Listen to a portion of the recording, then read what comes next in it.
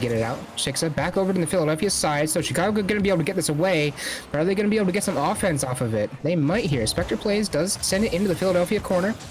Tries to chip it in front, but that's a double commit by Chicago, and that's going to cost him all of their pressure. Soft shoe, no, he's not going to be able to get it out.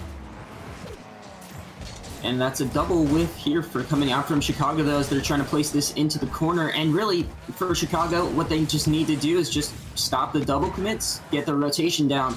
Because with 3 minutes remaining and Philadelphia looking like they're here to play for the rest of the season, and that's a 4 misses, I think, from both sides of the field. Lot of whiffs. Kerberdox just coming in 1, 2, 3, and 4. 5 actually coming out. Only one who didn't go up was Kerberdox, and he finds himself with a hat trick. Indeed. So now Philadelphia up by 3 with 3 minutes, or just under 3 minutes left. Spectre went for that one, tried to get hold of it. Philadelphia has 2 people up here. Kerberdox couldn't get to Chicksa in time. That was going to get past Foxlove too, but Soft Shoe's already back for it. Good job rotating back from Philadelphia there, keeping those offensive and defensive rotations in check all the time. Nice little chip in by Foxlove there, or attempted. Got sent away though. But Philadelphia, it manages to cut it off in midfield. And especially at the Linguine League level, cutting it off in midfield and keeping that offensive pressure up will absolutely suffocate your opponents and not allow them any opportunity to get that ball out of their own side. And Philly just showing great communication. 2 players could have gone, but the communication allowed Kerberdox to just wait, get it out, and now it's just right back on. Special Moves does get a much needed clear. Inspector, great little touch here to get it out to the corner, but with no one following, it's going to go all the way back into their half. For Chicago, they just need to try and just get a couple passes together maybe, or just control the ball. That was a close chance coming out from Chicksa, but just out and away. Now it's going to be Kerberdox taking control on this, but no, stopped away by a Special Moves. Special Moves does pick up a demo. Chicksa's got a shot here on net, but it's a slow roller, and Kerberdox comes in and saves it away, gets it by 2. That's a double could have an commit. open nut chance, but a off recovery. And then the double commit to get the ball away does so, but Chicago just trying to get this out of the way as Philadelphia keeps business as usual so far in here at game number 1, just keeping this ball stuck in the midfield. Another problem with Chicago's defense is that they haven't been getting quality touches really on either side of the court, to be honest, not just their defense. But that's been their biggest problem, is getting the ball away.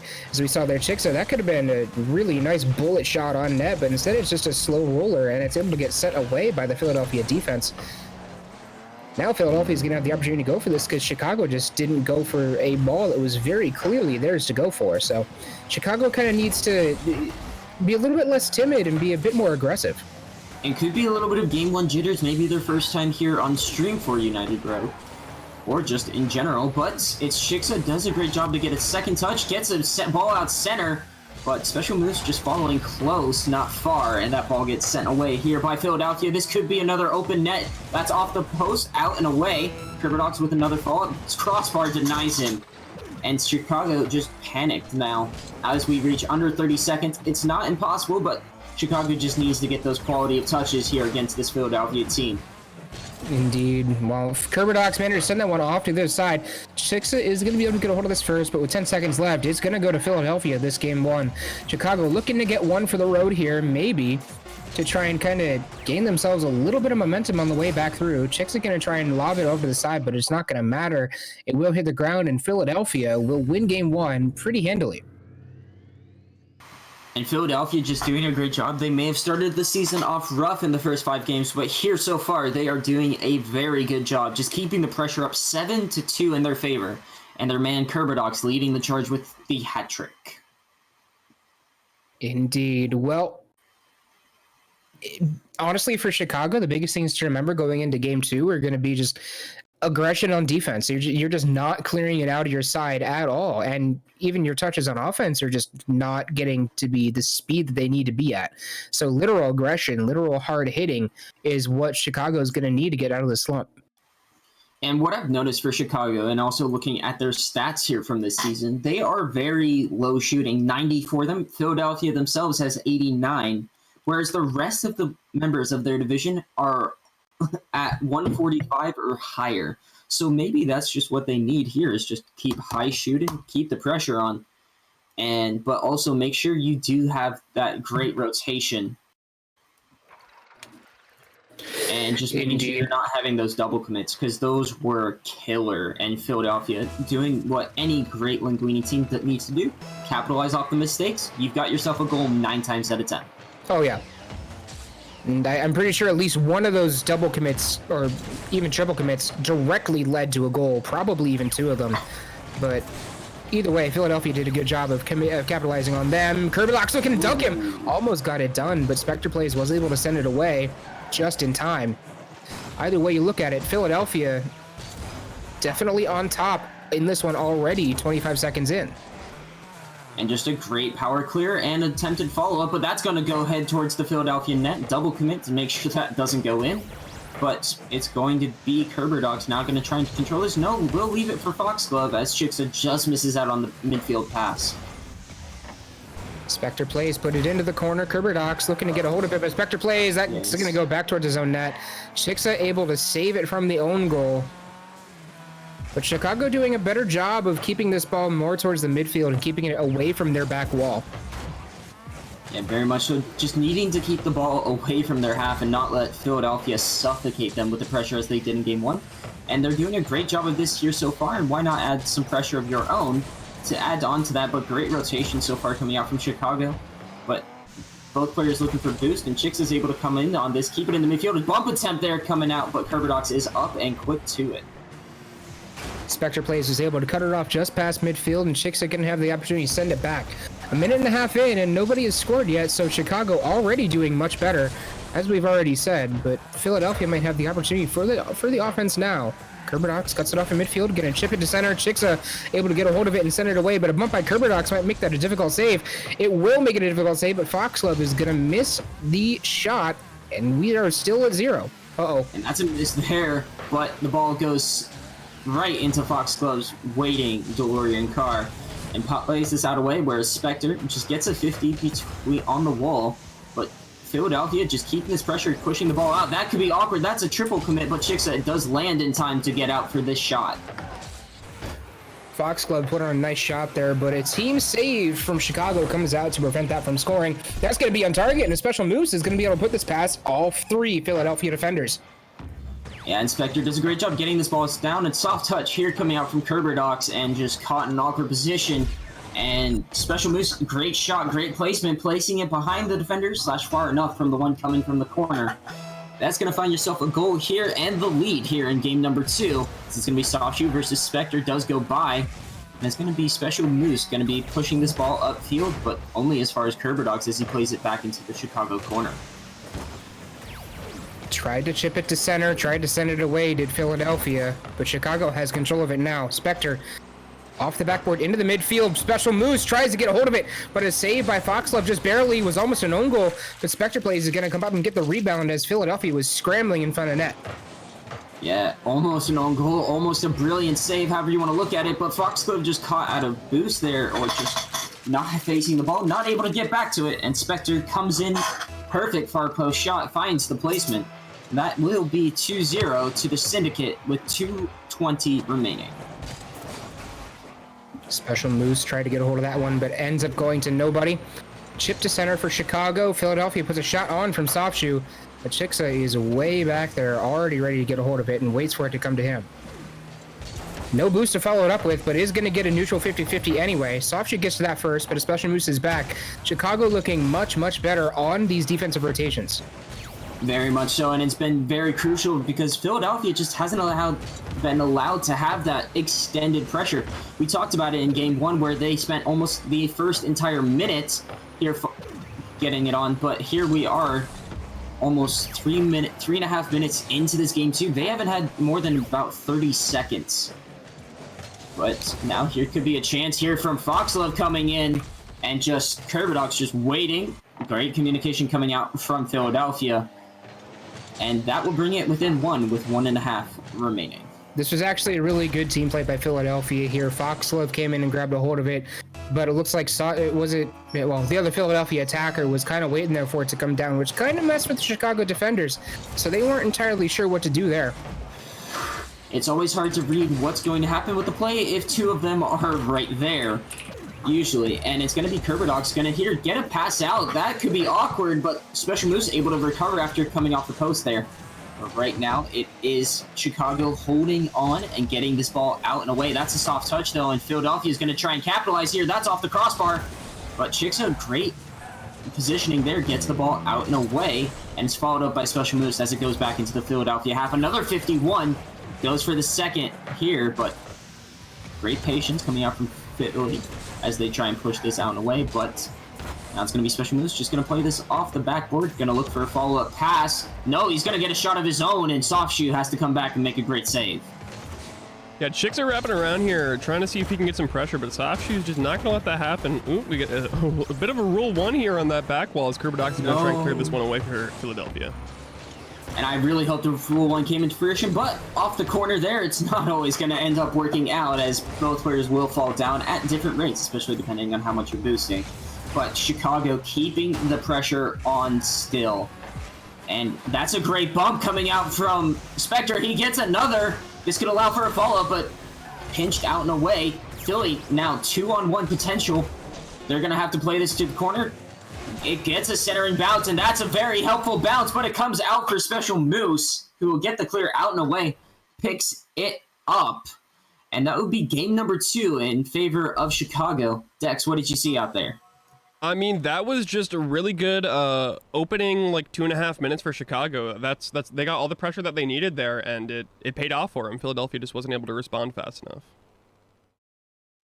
Yeah, and Chicago really, the biggest change was no double commits. They just stayed true to their rotation, their team plays, or not even their team plays, just staying true to like what the game they wanted to play instead of being forced to play how Philly wanted them to play. And improved to pay dividends here. And now, just with that being said, you know, with both Philadelphia coming out strong, Chicago did make the adjustment. Now, what adjustments do you think Philadelphia will have to make to this new Chicago team that has showed up here in Game 2? You know, you guys mentioned earlier that Philadelphia was doing a fantastic job of shutting the ball down in the midline. I think that this game, Philadelphia was trying to do that, but their third-man rotation was absurdly far back for what we were seeing from them in Game 1, and Chicago picked up the pace and was able to punish that. Yeah, very much so, and a great job that Chicago was able to, you know, sometimes it's very hard to make a change, especially just in a series when you've only got a minute in between. You can talk about all the changes you want to make, but applying them is the key. Chicago did just that. Now, Philadelphia may have spent this entire minute just trying to figure out, all right, so what did they do and what can we stop it? Personally, Absolutely. One of my favorite things is, especially when I was down here in Linguine, demo them.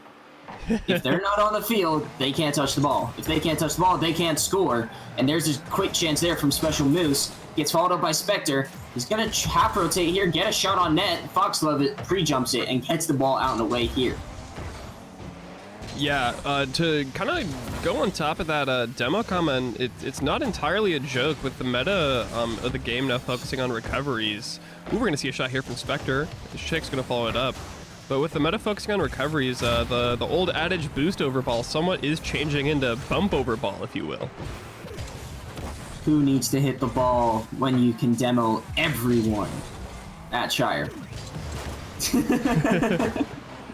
All right, it looks like we got 3 players up, and Spectre's going to shoot that ball into the opposing half and try and get a read on it, and he will get it with 0 boost. Chicago goes up 1-0 with 4 minutes 9 left. And a great just follow-up there coming out from Spectre. Realizes where the defenders are, maybe even not, just looking at this camera. But all he knows is there's a net. I see it open. I just need to try and touch it here on net. And a great start there from Chicago. And, you know, definitely something that myself and Gigabyte, especially after playing on Portland, just keep first 30 seconds to a minute and just be full-out pressure and see how the other team does handle it. And if you get a goal, keep it up. But now it's going to be Philly chance. That's a double commit. Chicks is in an awkward position. Does get enough to get this ball away. And it's going to be Foxglove here. Nope, gets pushed out. Met. A demo there coming out from Soft Shoe, but the ball does end up going back into the Philly corner. Good 50 there from Spectre. Let's see if Special Moose can pick this up. Low boost, but he's going to beat out Kerbadox, and he's going to try and get another touch on the wall to send this out. Interesting 50, but Chicksa can't read it, and Foxglove's going to miss that, trying to send it into the opposing half. Soft shoe pressure on. Very good clear by Spectre. Ball in front of net, no touch. Spectre whiffs. Let's see if Kerbadox can pinch this out. And they do get the pinch out, but a great pinch once again from Chicago to keep this ball in the half. But Softshoe does a great job in midfield getting this ball into the corner, but it's met. But that could be a shot there. Special Moose having to get up quick, but was able to just conserve the boost, go right to it, get the ball out and away. But Philly just keeping this ball in the half. That's a high ball for Kerberdox. He's going to fake it down for Softshoe. Softshoe almost gets the double tap. Oh my goodness. And that is an own goal? I think so. I think you might be right there. That was a very interesting turn of events after the touch by Softshoe. Yeah, Spectre is going to try and clear that out and just send it to the back of the net. Unfortunate, but that ball was going in either way with the pressure coming in from Philadelphia. Yeah, very unfortunate there. Special Moves just plays it off the back. Spectre, you know, it could have been cleared out away, just an awkward flip, and panic flip just sends it perfectly into that top corner. Not exactly what you're wanting when you do have the lead, of course, but it's going to be Chicago pushing this back into the Philly half, but Philly doing a great job and just keeping it in. It does look like Philadelphia is just keeping someone in net at all times so they can't get caught on this counter, but Chicago did not do what they are, and Kerberdox finds himself with a snipe launch shot. Yeah, very interesting clear there. I don't know where the third man was on this view for Chicago, but he definitely was not in net on that one. And a Special Miss just caught in an awkward position, a no man's land, so to say. Just as soon as that ball went over, there was almost no hope. As Spectre was on the other side collecting boost, but here's another chance for Kerberdox with a high shot. Chicksa does not make contact, but the ball is off the crossbar, out and away. Now it's just going to have to be a 50. Spectre comes out to collect it, does so, gets the flick up field, and now he's just going to be pushing this farther, but only as far as the backboard. That's a demo by Softshoe once again. Here. Yeah, Chicksa good contact here, going to try and wrap this around the back wall, but Foxglove's going to say no to that. Nobody touches on that air 50-50, as it's going to go past Chicksa and back to Spectre to clear into an empty Philadelphia half, and that is going to be a goal for Spectre plays. 1:49 left, and we're all tied up. And just an ambitious attempt coming out from Philadelphia. Softshoe's in the corner, Kerberdox mixes on the touch, and Foxglove, being that third man, just caught in that no man's land as soon as Kerberdox missed the touch. And Chicago is like, hey, look, if I just do this, it's an open net. And, you know, open nets are typically the hardest ones to hit, especially coming from myself. Speaking from experience here as well, for sure. Special Moose is going to try and get that one up high. Cherry picking on shadow defense, not going to happen here in Linguine. I wouldn't expect it for myself, even sometimes in Mac. Spectre's going to miss that one in the air, 0 boost. His Special's going to try and get a weak touch on net, but Philadelphia's going to say no with 3 people in the box. And 3 people in the box, now it's fleshed out to try and get some rotation going out and away. But Chicago doing a great job keeping this ball high and away from these players. And that could be a chance. Special Moves just off away. Spectre, though, is up. Could try and find the double, but ran out of boost. Nothing going there. And Chicksa plays this ball back center. He's going to have to follow it up himself as both of his teammates waiting in the midfield, but keeping this ball sieged in the Philadelphia half. Absolutely, yeah. And we're just going to see this wrap around here. A little bit of a caster curse there. Chicago's going to try and clear this out and get some possession going in the last 45 seconds or so, but Philadelphia's going to see what they can do to stay no to that. And so far, Chicago's doing a great job just playing the ball, not necessarily towards the net, but just around the defenders here.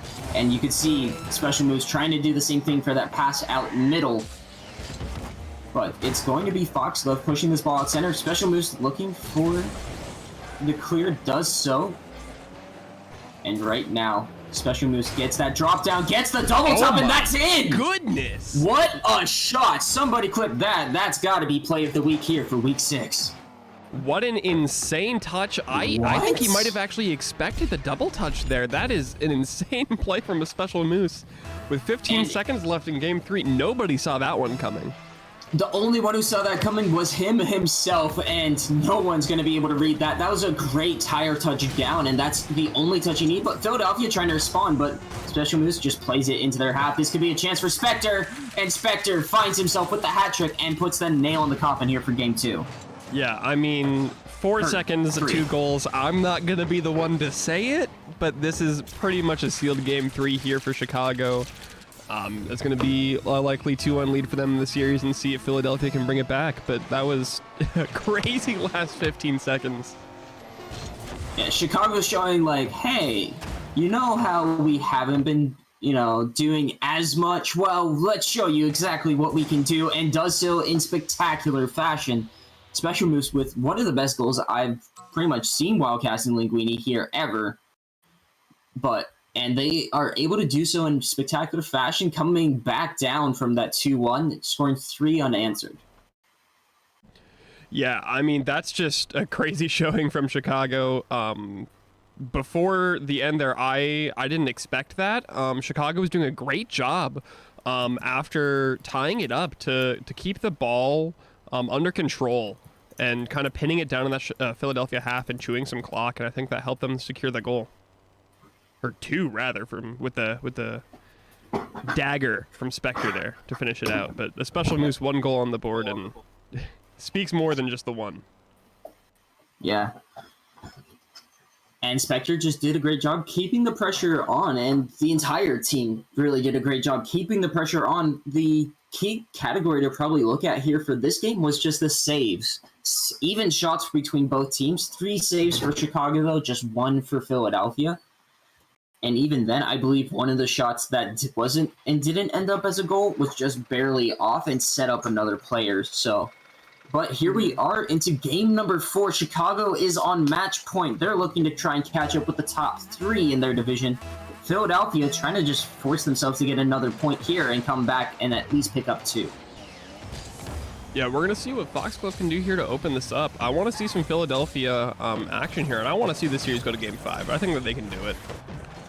And so very nearly did the start off come here from Philadelphia, getting great chances here. 2 shots here in the first 20 seconds. Now it's going to be Foxglove playing this out center. That's a great touch. That makes it awkward for the entire Chicago defense. Everyone is up. What a save coming out from Chixa, though. Gets the ball out and away. If Chixa keeps playing like that, we're not going to see a game 5 here. What a wonderful save as Chicago just defends against the Philadelphia onslaught, and they're going to go into their half to see what Chicago can bring on offense.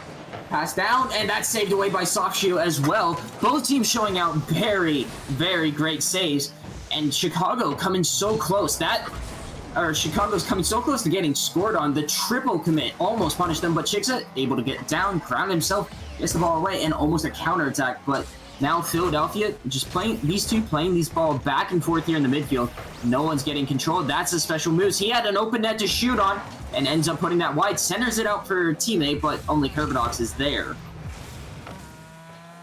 Yeah, Kerbadox, speaking of him, going to try and get some pressure here, but Chixa's going to say no. Try and read the backboard, and he's not going to get anything for himself, but Softshoe's going to whiff that, and Special Moose is going to come right back around and get his first goal of this game. Chicago, 3 minutes and 30 seconds left. And a great job shown here from Special Moose. Just gets a soft tap off the backboard. No one reads it except for him. He's already back down. He's just like, all right, I'm waiting for this ball to come right back to me, and I've got the shot. And just like that, Special Moves just showing great mechanical positional awareness coming out from this Philadelphia team and his own team, as both teams trade a demo to start off here. And the ball is going to be in the Chicago corner. Chixa mixes out on the touch. It's going to force Spectre and Special Moves to combine to get this ball on away. Chixa now is going to be following this up. But Foxglove does get a light pinch, but plays it only as far as his teammate. But Special Moves gets this ball. And just once again, back and forth. And if you're playing back and forth, Chicago is going to want to like this. They've got the lead. And they've almost got another chance there. But Kerbadox with a great clear. But this could be down. Waterfall, no, bounces out and away, just catches that perfect corner. And Spectre plays this out center, but no one from Chicago challenging, no one from Philadelphia challenging. The ball comes out to midfield as Chixa plays this ball back center. Yeah, like you mentioned, this back and forth type of offense and defense definitely favors Chicago with the lead. And I think the play style, but Philadelphia is definitely scaring him here as Chicago's starting to run out of boost on their back third. They're running out of boost, but that's a double command. That could kill any momentum, both players using their boost for that. And it's going to be Chixa here. Pop shot towards the net. That's off the crossbar. Foxglove does get bumped out and away, but he's pumped right to where the ball goes, but not able to go to it. Now it's going to be Spectre. Gets the pass down, but it goes right down towards the Philly team. And now it's going to be Chixa. Just awkward in the corner, can't read the bounce. Neither can Softshoe. As we go underneath 2 minutes, that's a pass back. but Spectre gets the read, gets a shot towards net. That was almost a goal, but Foxglove is able to come back towards it. And now we're with 1 minute and 45 remaining here. Chicago's still up 1-0, but Philadelphia is starting to build that pressure. But Chicago is just responding with some of their own, and a great pass out. And Special Moves, perfect placement underneath that defender. Yeah, absolutely. Special Moves with the tire touch, and now these last 2 goals, he's just showing not necessarily mechanical prowess, but mechanical consistency overall, and that's something that's really desired by a lot of these Linguine teams.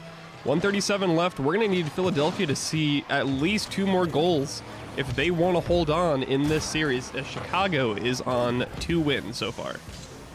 Very much so, and it's going to be Special Moves going up for this. Does play it down into the corner. Does not bounce out, though, just bounces straight back, but he gets it out to his teammates. Spectre plays this out into the middle, but Foxglove does play it back to the corner. Another shot attempt coming out from Special Moves, but Softshoe gets it by everyone, but it's going to be Spectre coming in on the rotation, and these rotations for Chicago are fully figured out now, and we're in game 4, but Philadelphia just caught low on boost time and time again. Softshoe, 15 boost, has to try and get rid of this. Kerberdox tries to do the same. Foxglove now with 100 gets this ball all the way downfield. Now it's going to be Kerberdox looking to play this off the center, but gets pinched by Special Moves and himself, and it's played all the way back into the Philly corner. And this is not what you're wanting. That's a good demo attempt, but the ball's up high, and Chicago doesn't even have to go for it. They're just going to wait for a miss, and it's going to be Foxglove having to go up to try and get the block. So Chicago just playing very patient now. They don't have to force anything. It's all on Philly within these last 20 seconds. Yeah, and that awareness is something you don't always see with the clock in these lower leagues like Linguine and Mac. But Chicago definitely looking like a fourth quarter offense here, so to speak. They lost the first game, and it looks like they're about to win their 3rd straight to win this series. Definitely showing up late, and Special Moves almost going to put the dagger in the coffin, as this is going to be knocked out by Softshoe and Kerberdox and likely drop to close out the series. Chicago, a 3-1 victory. What are your thoughts there? Very much so, and Chicago does a great job there, and you could say the Chicago kind of pulled Chiefs. You know, they weren't doing so well in the first half of this series, but they turned up there in the end, and boy, Philadelphia had nothing to answer it. Yeah, absolutely. I mean, that's a contested series, I think, from Philadelphia, and I say with a heavy heart that this is going to hurt their record moving forward, as they already haven't had the showing that they would like to this season, but Chicago just definitely earned that win, especially with a Special Moves. If I had to name an MVP of the series, it would be him. Some fantastic touches on both offense and defense, and just a great showing from the Chicago team.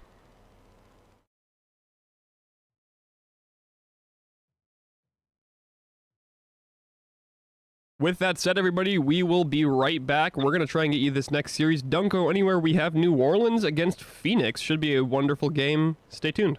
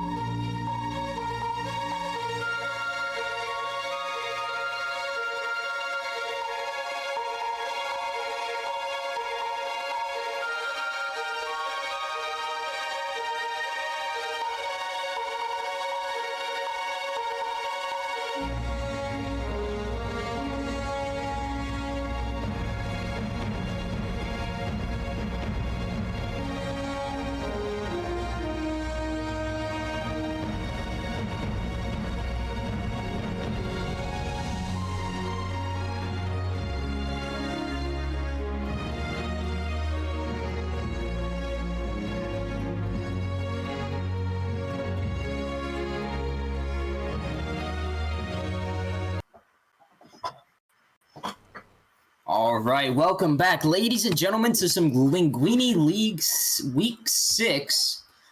And I am Wolf Alone. I'm joined by Dex. And Dex, you know, you did end up hopping in for Gigabyte, who just ended up not feeling that great. So, you know, for this upcoming series, we do have the Phoenix Thunder versus the New Orleans Curse. And how do you think this is going to go, knowing nothing? Knowing close to nothing, I don't pay too much attention to this Linguine League scene, but I do know that, if I recall, Phoenix did just host, or just host some tryouts. So they're looking to turn some stuff around, and normally that's a sign of weakness for teams, but I think in the case of Phoenix, that's a strength. I have a lot of faith in Fuse and the rest of the management there. For Phoenix especially, it may have not been so much as a weakness, but more of someone ranked out.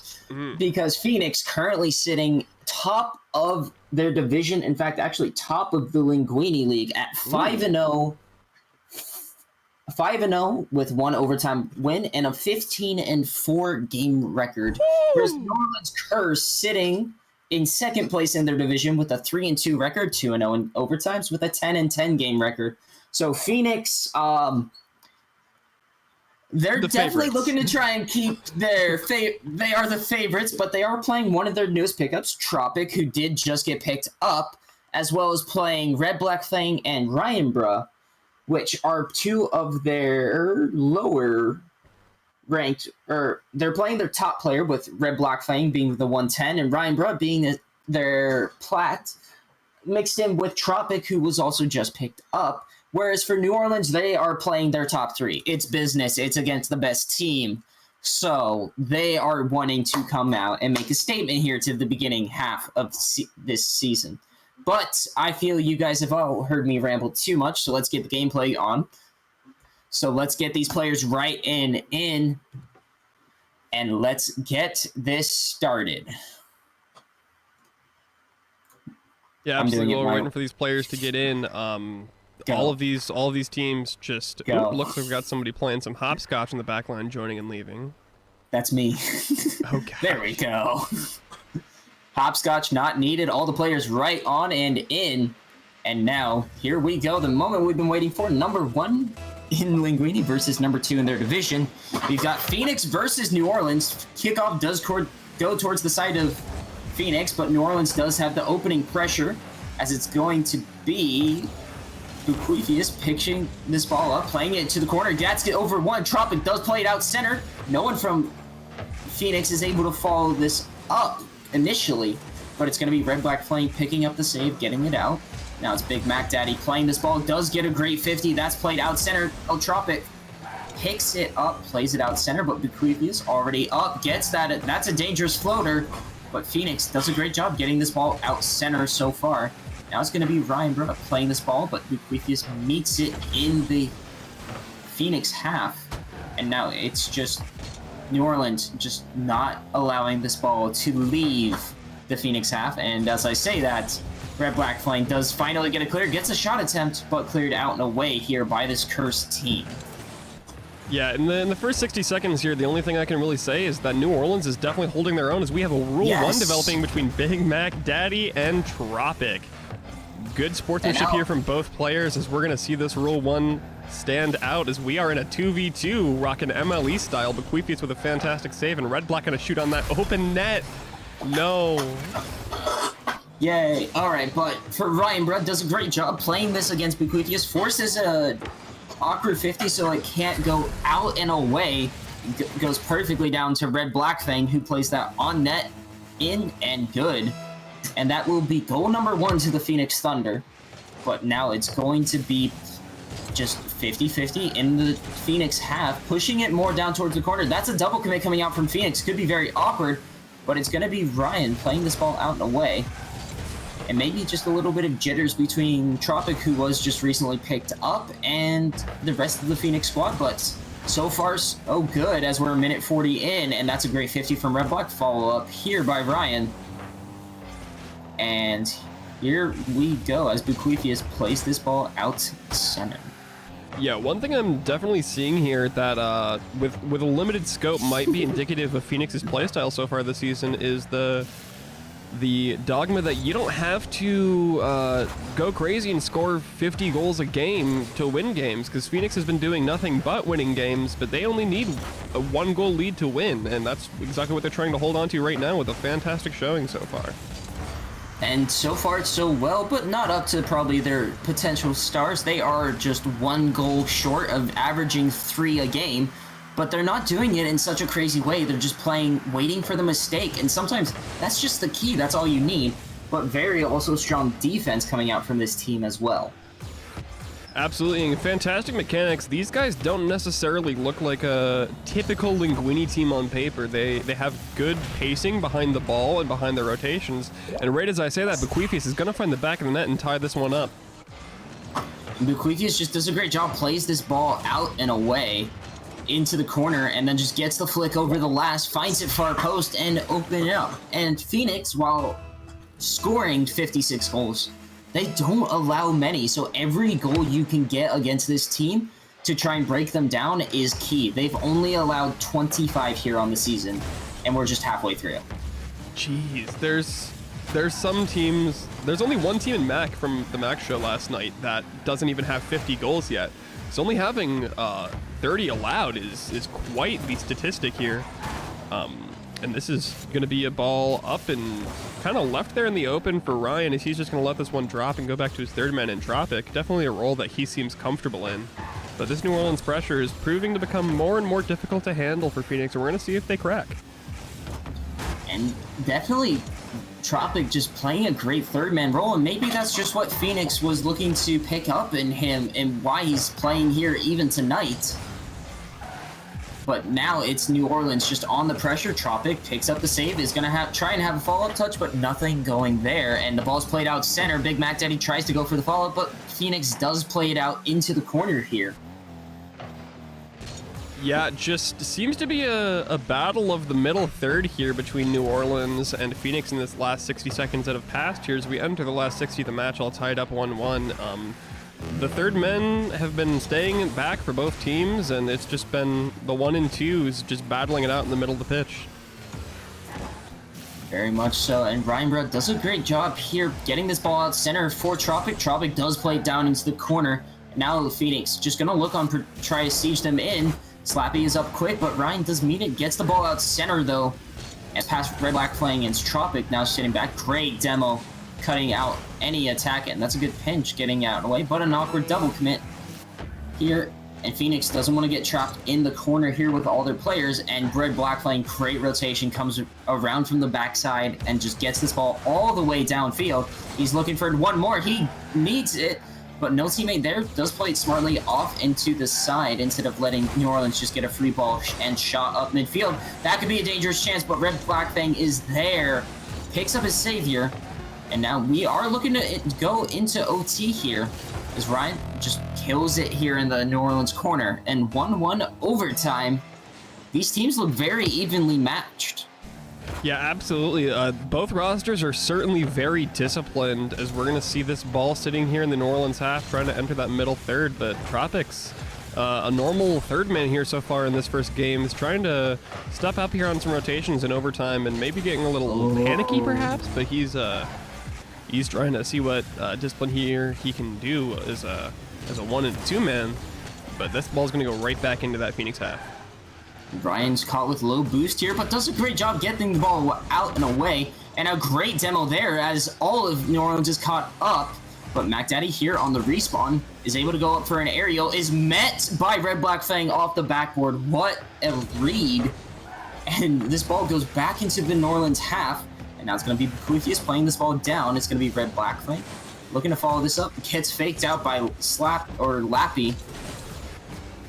And now just ball continuing to go forth, but both teams aren't pressing too hard. They're just waiting for the other to make a mistake, and Tropic just does well, picks up the save here, gets the ball out and clear, and now the follow-up from Bequeathius. He could have it. He does! What a very good showing here for New Orleans. I think they're doing better than they expected so far, but this is just proving to be a match of two very disciplined teams, which is a very interesting matchup to watch. I think both of these teams are talented enough to where they could even beat some MAC League teams, but they're definitely showing up and doing what they need to do.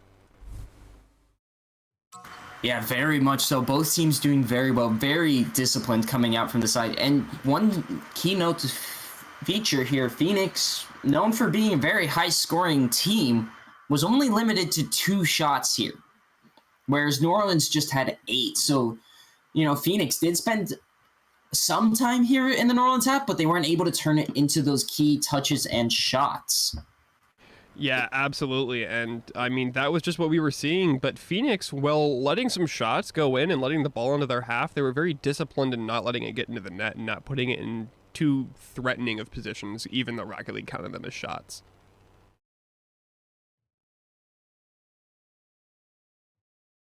And with that, we're just going to see if we can let these last seconds tick down. Do you have any predictions going into the next match, Wolf? You know, with New Orleans being able to just hold down the fort here against Phoenix, you know, coming in, they've hardly dropped any games. This is just their 5th game loss of the season. You know, so something we haven't really seen, you know, except for like the early start that LA had to Mac League. So for them, it's just being, how can they try and recover here from this, and what can they do better? And frankly, to say, I think just threatening New Orleans with a block, with some shots here, putting the pressure on them, could do wonders for them. But we're gonna have to wait and see. Yeah, absolutely. With both teams really having the ball kind of bouncing back and forth between their offensive and defensive thirds. I mean, this game 2 here rather is going to be one that is most certainly played in the middle third, and that's where it's going to be won. If teams can maintain possession in the middle of the pitch and rip shots against the backboard like Red Fang just did here off kickoff, they're going to start having success. And very much so. And it's really going to be down to if Phoenix can come out all shots firing. That's a miss, though, and Ryan Brunn's going to have to get a save. Picks up another there and gets the pinch out and away. But Phoenix caught in low boost here a little bit. But if New Orleans can just keep them trapped in their half, just as they did last game, it's going to be interesting to see what Phoenix can do when they do break out, because those chances are going to be very key to whether or not how they're going to do. Absolutely. I mean, there hasn't been a lot of shots that we've seen rip out from Phoenix, but when they have, they've been powerful and they've been deceiving. And this one from Red Black Fang is going to find the net. Amazing timing here. And 4 minutes, 13 seconds. We're not very far into this game, and we're already seeing some good pressure here from Phoenix and a good change of pace. Yeah, and Big Mac Daddy just tried to find a clear out and away. Unfortunately, just kills it against the back wall and gets played back out center. So great job for Phoenix to keep that pressure on. But what it really did start was a bump in the defensive third from Phoenix onto New Orleans, and that just opened up the gateway to bring it down that side. Absolutely, yeah. Some really intelligent decisions made off of the ball there from Phoenix. Absolutely, that definitely contributed to that goal. Is Red Black Fang just trying to rip the ball here into the New Orleans half, met by 2 on the wall in Lappy and Buquifius.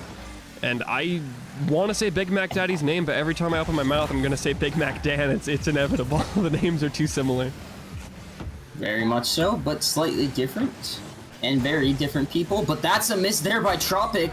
Tropic typically being that strong third man, just caught off guard by that touch from Big Mac Daddy. Yeah, and Big Mac Daddy making himself memorable here. Just an open goal, really. Just caught Phoenix off rotation here and managed to secure the first of the game here. 3:30 left. Let's see if they can keep it up. And now here we are. The ball is one into the Phoenix corner, but Phoenix will have control here. El Tropic just already caught with low boost, though could be spell trouble. But Big Mac Daddy goes for the block, and it's going to be Red Black Fang heading this ball out and away. That's a great soft touch down. That could be a shot. It's off the post and away, but it's won by Phoenix and played out, but they could be caught with low boost, and New Orleans keeps the attack up. Double commit there. Could be dangerous, but they need that corner boost. They do get it, but they also need to hit the ball, and Ryan does come right on in and does so. Yeah, absolutely, and we're just seeing some pressure here coming from both sides. It's just a shooting match at this point. Both teams are just hitting the ball, and nobody can really make a worthwhile shot out of it. And that may be the key between these two, is you may be launching shots onto net and they may not be on. But if you can start launching the shots onto net and they are, Oh boy. But Yeah, one team is just going to crumble. And right absolutely, now, Phoenix is trying to make New Orleans crumble by demoing their defense. Yeah, that's always been my philosophy too, is that if teams can just rip shots against the backboard or just get pressure into the offensive half, eventually one of those shots will inevitably find the back of the net. And that really was the playstyle for Linguine. If we go back even a few seasons for Cleveland, that's what they were known for. And it worked wonders for them as they were able to pick up a championship in that style. But now, for Phoenix, they're just looking to try and control this ball, get a good chance, find it, and Tropic does so by getting this ball all the way out center, misses out on that last touch, and it's going to be Big Mac Daddy picking this ball up and away. Yeah, just some really good pressure coming in from both teams. I don't think there's much more to say on that front, but we're seeing some better pressure here from the defensive side of Phoenix. That's but we're a gonna demo, get a and that's here. what they need. Really good showing there from New Orleans. Lappy just saw a hole with that demo and he took it. Just fantastic reaction time and really strong rotations to find the back of the net there. And Phoenix was already getting ready to get pushed up, and the demo comes and they're just even with the ball, no one's back. Lappy's able to find that open net, and it's 2-1 here in game number 2, but Phoenix, they were able to respond rather quickly last time they were down, so just trying to find this lead here once again, and it's going to be cleared out here. Tropic going to have to play this, does miss out on the touch, and it's Lappy just playing this ball with a nice chip. Yeah, I mean, this has been a fantastic showing by New Orleans, and what a fantastic goal here by Buquifius. Chat just letting us know that Buquifius and Laffy are both very recent signings here from this New Orleans roster, even though it's part of their ABC. So a great showing here as they're trying to test out some synergy on stream, and they are definitely finding up 3-1 with a minute left against one of the best teams in the league. And New Orleans going 2-3 here in the early parts of the season, so they wanted to switch some things up as well, and so far, it's working. So, I don't remember exactly who is the captain for Linguine for New Orleans, but great pickups, and it's working wonders here against what's really considered to be the favorites to do very well throughout the rest of the season after how hot they started the first. Absolutely. If I'm not mistaken, I think it's Glycine is the captain for Phoenix Linguine, but I'm not very educated in this Linguine scene. But we're just seeing some crazy moves by this New Orleans team, and Lappy's just going to rip one against the backboard and try and read it, and it's going to go in the back of the net with 3 Phoenix players in the defensive third. That's a big error here from Phoenix. And Lappy just does a great job, gets the pinch and finds the backboard, and Tropic just feels side flip. Maybe have wanted to just try and double jump or front flip to get this ball out and away.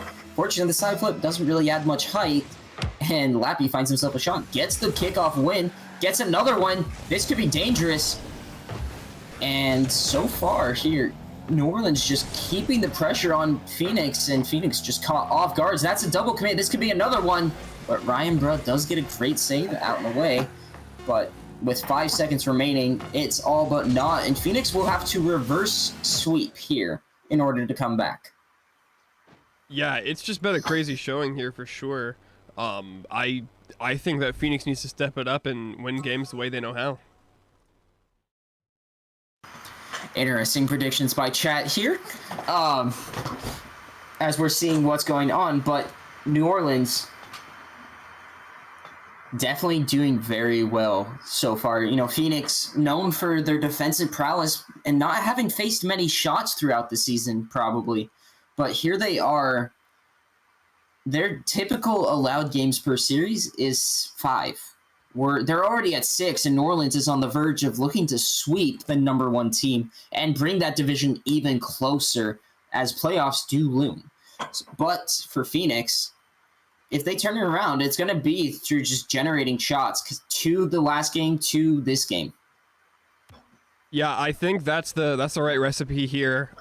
Rachel Ray would definitely approve, but Phoenix, whatever it is they got cooking, they need to get it out of the oven quick, and they need to throw it out onto the pitch. They're scaring me for sure.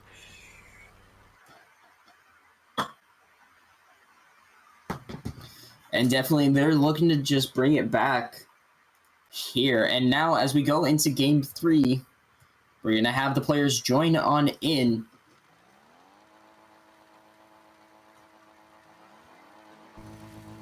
And it's going to be game number 3 playing in. It's going to be red-black playing. Trying to play this, but Lappy starting it off quick, looking for the double tap. That's a miss. Bequeathius also does end up just missing out here on that touch. Big Mac Daddy pressuring this wall of all 3 New Orleans players on the left side of the field, but a lot of no boost offense here coming out from New Orleans, and all of us in UR know that some of the best plays come from no boost plays. This Tropic almost rips one on net with very low boost. Pass up from Bequeathius up to Lappy. Couldn't quite connect.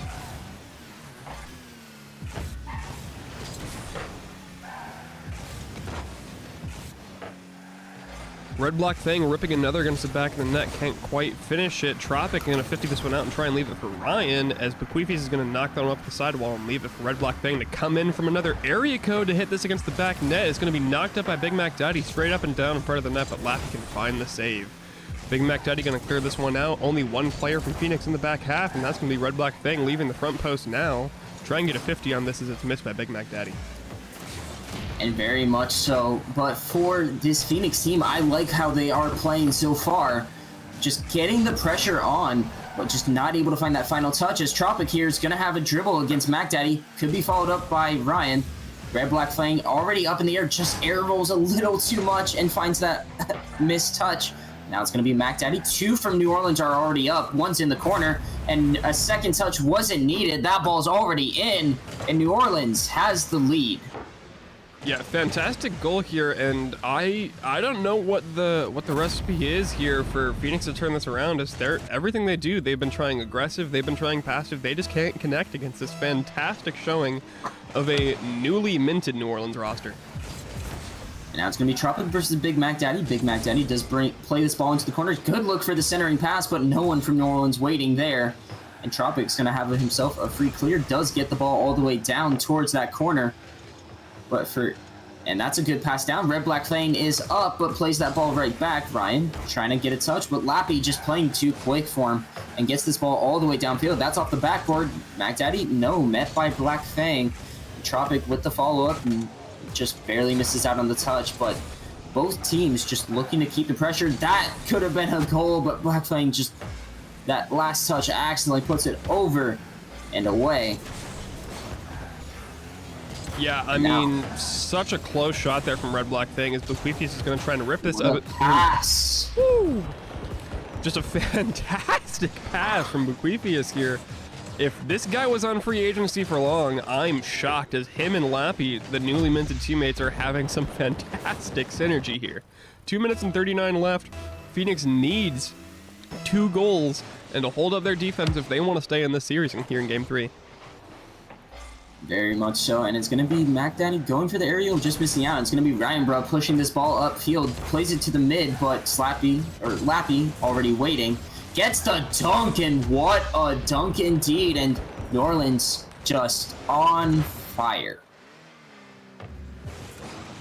Absolutely, just a crazy shot here from Lappy, and they're just managing to connect on some poor rotations here. I think it's starting to get to Phoenix's head. And Phoenix just maybe caught off guard, but they still do have half a game to come back here, and that is a lot of time. But now it's going to be Ryan Burrow trying to push this out, but met by Mac Daddy, and just what I'm noticing is New Orleans is just turning the speed up against this Phoenix team, and Phoenix just isn't able to match them so far. That's another shot. That's a backflip, and Lappy finds himself with a hat trick. Yeah, another great shot here from Lappy. I mean, his performance this game will not go unrecognized. I think the recipe here for Phoenix is that they're afraid of getting scored on, so they're keeping their third man deep and sometimes even their second man deep into their half well on offense, and they gotta get a little bit more aggressive if they want to come back. Even for a roster as talented as Phoenix, 4 goals in 2 minutes is still a trying task. Very much so, and especially with New Orleans just not allowing Phoenix to get out of their half or even collect boost. But right now, Big Mac Daddy on the rotation comes up through. And now it's going to be Phoenix trying to play this one out. That's a missed touch by Lappy, and Brian Bro is going to have a shot chance, but met by Bequeathius at the point of origin, and it's Red-Black Fang having to play this ball out of the corner. Does get the dunk out middle, could be dangerous, But Tropic just a little bit too far, and smartly so, but that ball is pinched all the way down, and what a save coming out from Black Fang as he pinches it across against that post. Yeah, the way this this New Orleans offense has been clicking, I was afraid that that ball was in. I don't want to count Red Black Fang down and out, but that's just too close for comfort here for Phoenix, to say the least. As they're going to try and get this ball here out of their half. A minute left, 4 goals. It's improbable, but not impossible, as they're going to get this clear into the New Orleans half. And Tropic just missing out on that, as Bequeathy is just up first, up quick, and gets it passed down. That could have been a shot attempt, but Mac Daddy just does it. Bequeathius now gets it around 1, gets it around 1 again, and we'll just play this off the corner. The pressure coming so strong from this New Orleans team. And now it's going to be Phoenix just trying to get this ball out and away. And Red Black Fang picks up another save, but right now what they do not need, it's saves, it's goals. As Ryan caught with a low boost, Tropic is able to come in and get that save here. They need a goal here and now in order to try and come back, but Tropic just missed out on that touch. Very unfortunate here. But it's going to be Lappy, just has all the time in the world, is going to go up for an aerial, does so, gets blocked by his own teammates. And we're just 5 seconds remaining now. It's going to be New Orleans sweeping the Phoenix Thunder 3-0. I mean, I think we're all surprised here. This is definitely not the showing that Phoenix was expecting nor hoping to have going into this match, but I can't help but give it to New Orleans. They definitely earned it.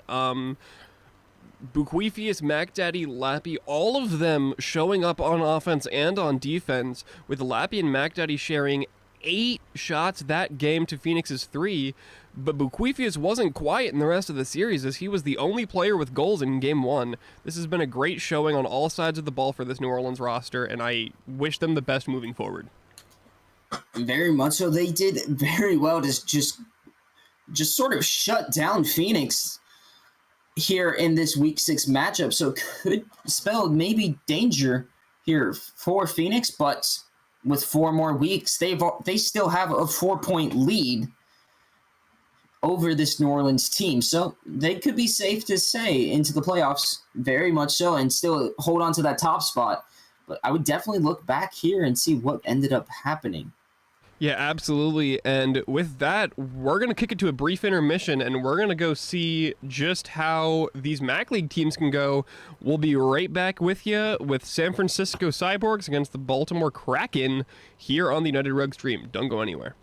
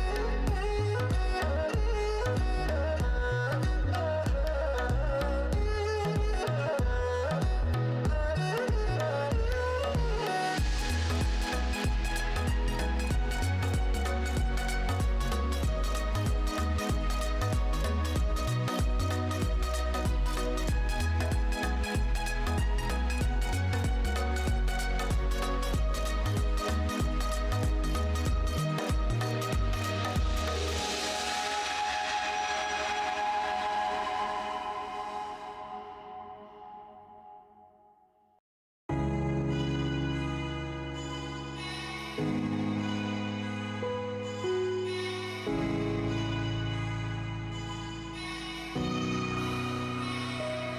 was a feeling, and it started in my lungs.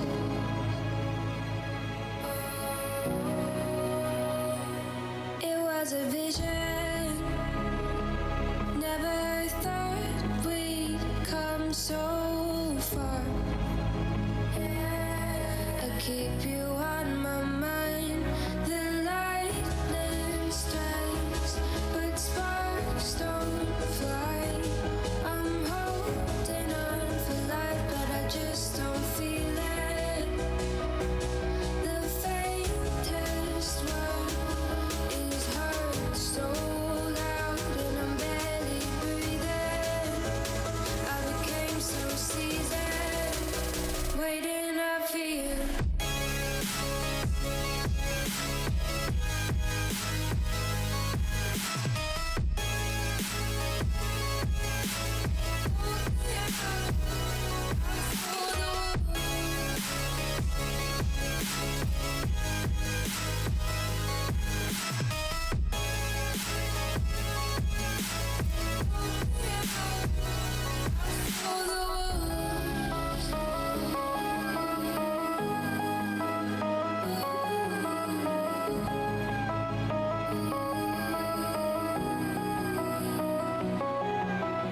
More than you could ask for, a lot less than you could.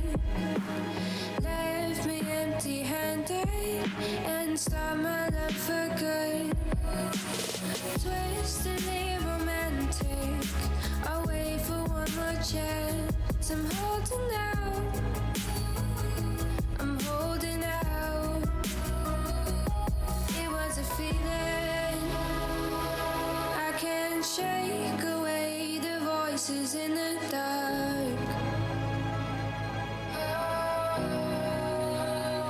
And I'm tired of winning, aching just to play it like before. I kept coming back for more. I'm holding out, I'm holding out.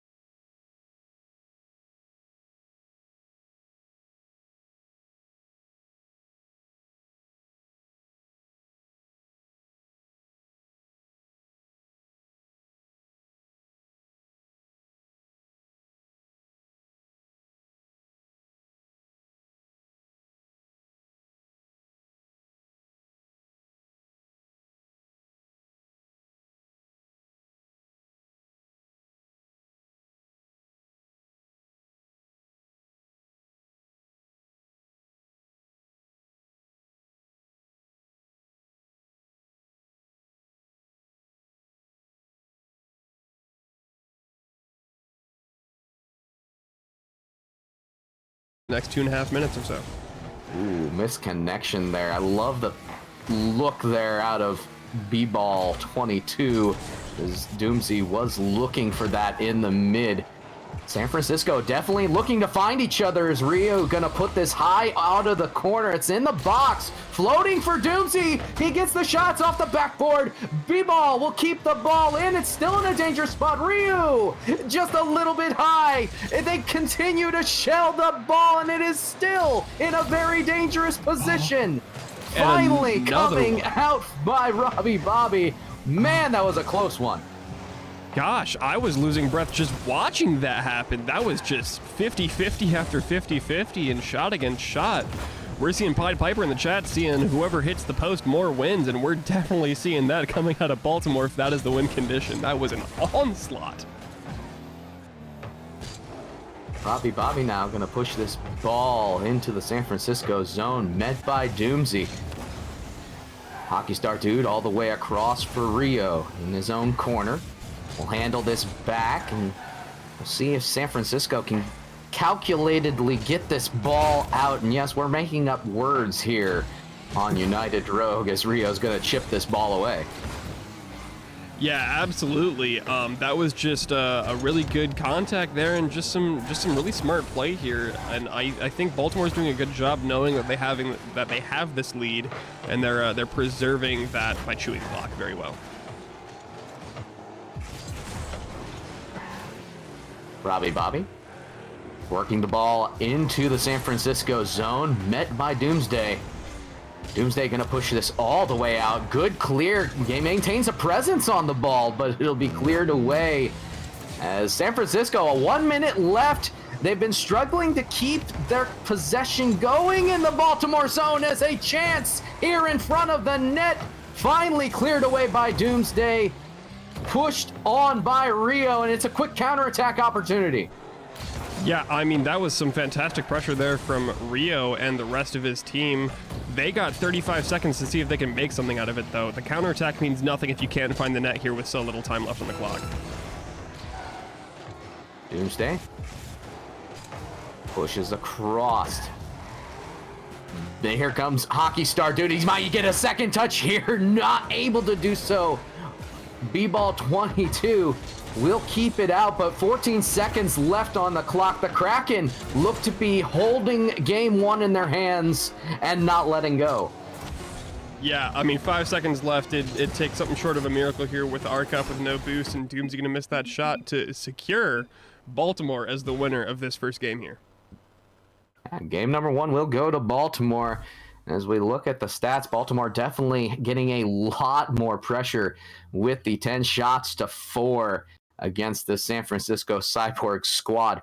Crazy, though, because Cyborgs, they come in with plus 20 on the salary cap when you're looking at these two teams face to face. It definitely didn't show in game number one. Yeah, for certain. San Francisco definitely looking to make a little bit more connect there, but 10 shots coming out of Baltimore to 4 from SFC. I think that sums up how this first game went.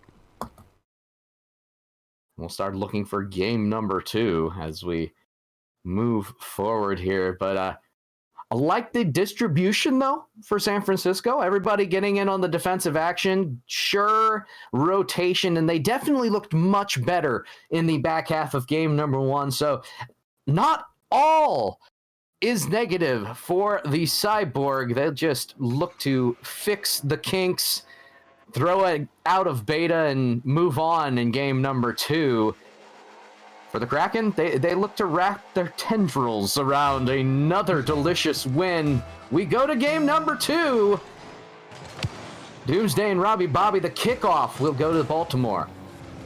Yep, and Arc's going to try and send this one right back into that half and try and get some pressure generated early here for this SFC roster that feels like they could need it for morale, for sure, if not just to get some early points on the board. But Robbie Bobby's going to shoot on that open net, and Hockey Star Dude, going to shoot on that open net and just be able to connect. There's not much more to say. That's just they capitalized on the rotation there. It was a 50-50 / pinch there. I believe we call that powering through. I hear that a lot from my personal trainer when I'm at the gym. I'm trying to lift 10 pounds of weight. Power through, kiddo! Power through! Absolutely, and Baltimore is starting to power through this San Francisco roster, and that's going to be a very close shot from Robbie Bobby. Hockey Star going to try and keep possession here and just whittle down this SFC roster. There's a shot by Robbie Bobby out of the mid. Great interruption by the Kraken. Yeah, I mean, they're showing up. Both the teams here looking to get 3 points on the board to help kind of kickstart that fight into the divisional playoffs, and Baltimore showing that they want it more at this point in time. SFC's really got some work to do here. It's already 2 goals on the clock from Baltimore in less than 40 seconds. Here is B-Ball. It's going to push this into the corner. It's going to be a nice bounce towards the mid, but there is lots of light blue presence there. Be pushed by Hockey Star Dude across the gap. As Rio now will clear this back the other way, but again, another early 2-goal lead for Baltimore. Rio now gets a second touch, and it's a triage as Doomsday will put that one in. Yeah, just a fantastic pass here from Rio right over to Dooms, and he's just going to find the back of the net as all 3 players, just like you said, from SFC, just flying at that net and managed one of them to hit it in the back as we got 3:52 here left in game number 2. Baltimore up 1-0 in the series.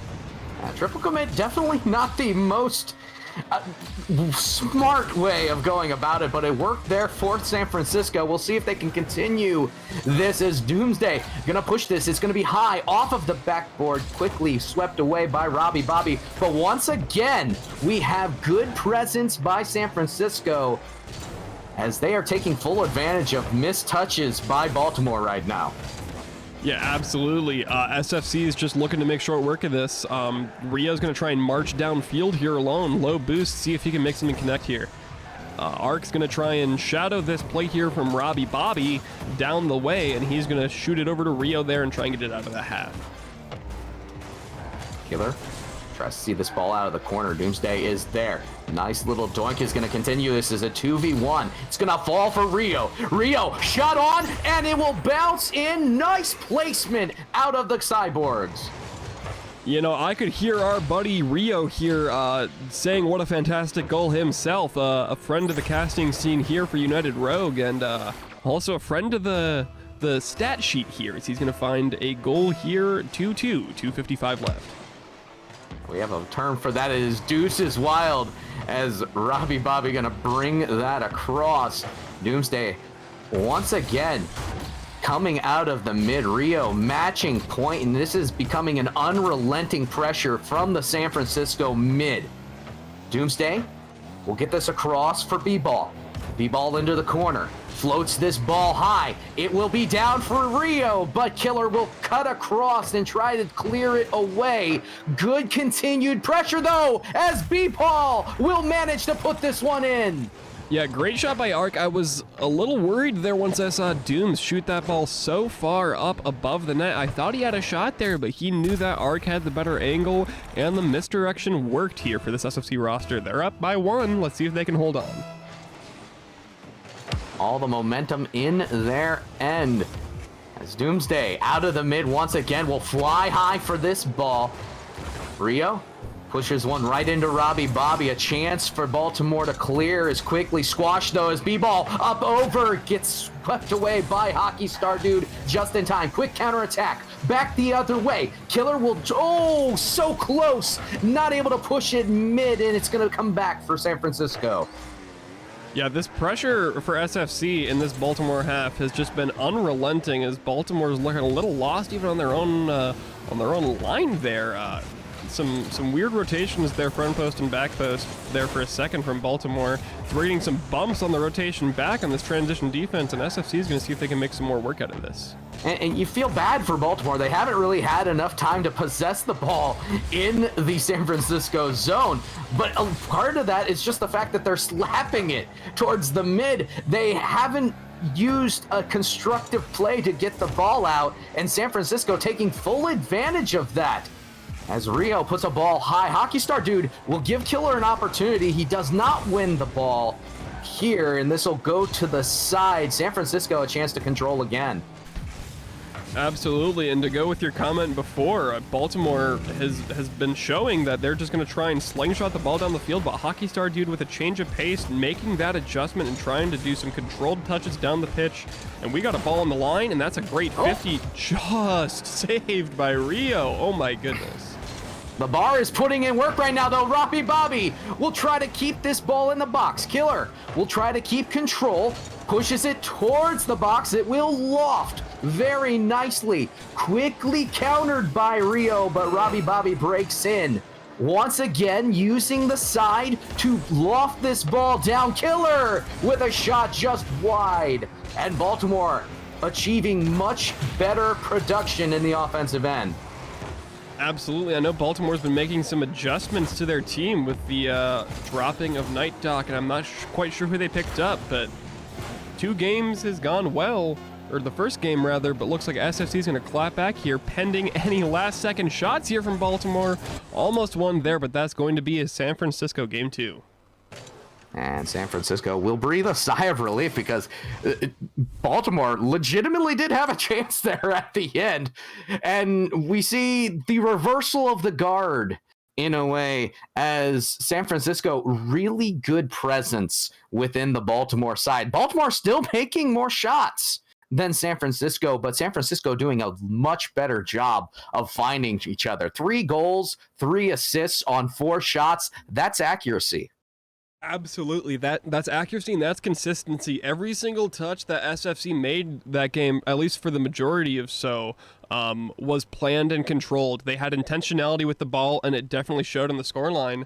Baltimore almost got away with that one. I was afraid of some caster cursing, but SFC stayed headstrong and resilient and were able to knock that one down. Game's tied up at 1-1 as we head into game 3. Let's see how this one goes here. As we look towards game number 3, 1-1 on the series count. So it's now a best of 3, Dex, as right off the kickoff, Rio might get an opportunity here. He's going to push this towards Doomsday, but it is quickly pushed away by Robbie Bobby, who is going fast. Yeah, Fast and Furious for sure with the new movie coming out soon. Killer going to try and drop this one down there off the lip of the back wall, but Hockey Star Dude's going to say no to San Francisco's clear and shoot this one to the opposite corner. I like what you did there. You mixed Talladega Nights and Fast and Furious. I almost feel like a Star Wars fan who just got Star Trekked. But anyway. Oh, a nice demo here. Killer going to put this just wide. Opportunity missed maybe, but Baltimore getting prolonged possession here. Rio with a long clear. Killer not able to get there in time, and San Francisco will score. I'm not sure if it was just director Cam here watching the stream's point of view, but that play happened way too fast for me and apparently happened too fast for Killer and the rest of this Baltimore roster. 4:12 left on the clock, and SFC with a fantastic first goal of the game. Off the kickoff. B-ball will push it across. Doomsday now trying to drop on this ball. Rio down there as well as they try to make a holy connection. Not able to do so here. It would have been the pinch of ages if they managed to do so. Might have ripped a new hole in the time continuum. Not able to do so. Yeah, I mean, this has just been a bit of a back and forth after that first goal scored here by San Francisco as Robbie Bobby's going to try and bring this up the wall himself. No boost left, but he's going to get the dodge down, and that's going to be an open net if it weren't for Doomsday there to knock it off to the side and back into the Baltimore half.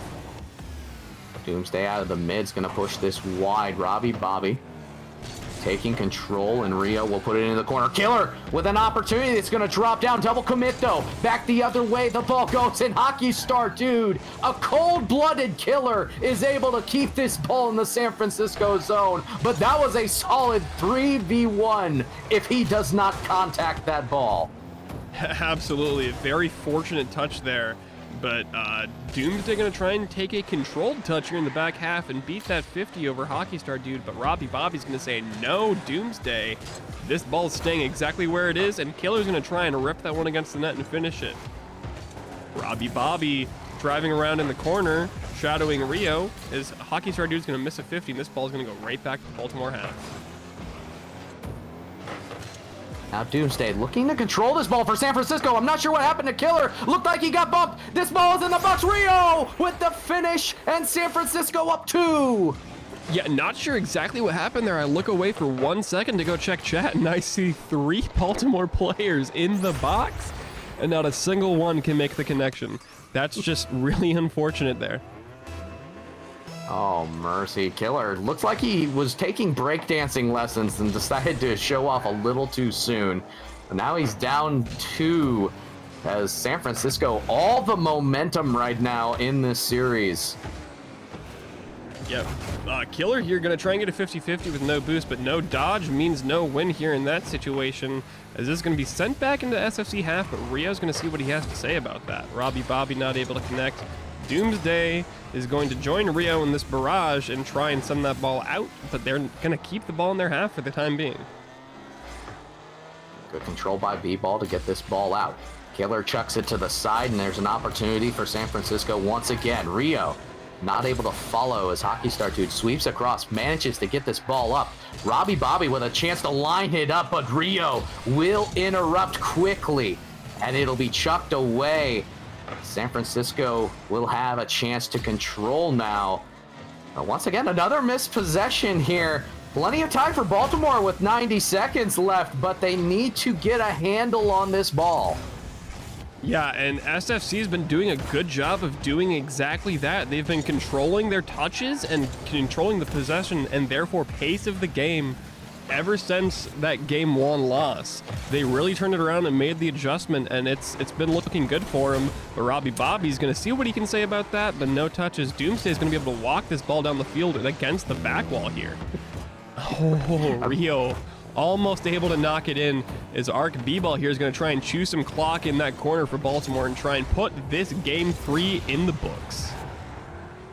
48 seconds is not the time to be look ma, no hands. Robbie Bobby has missed the last 2 touches, I think, that he's gone for in the mid, and we're definitely looking for a little bit more out of him right now as they desperately need. Oh, this is an opportunity. Hockey Star Dude will put it off the top, and oh, what a doink out of Killer.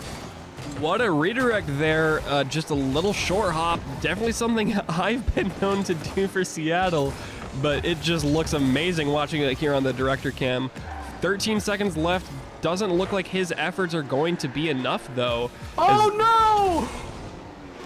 I spoke too soon. Doomsday into his own goal, and Robbie Bobby somehow finds a way to chuck this in.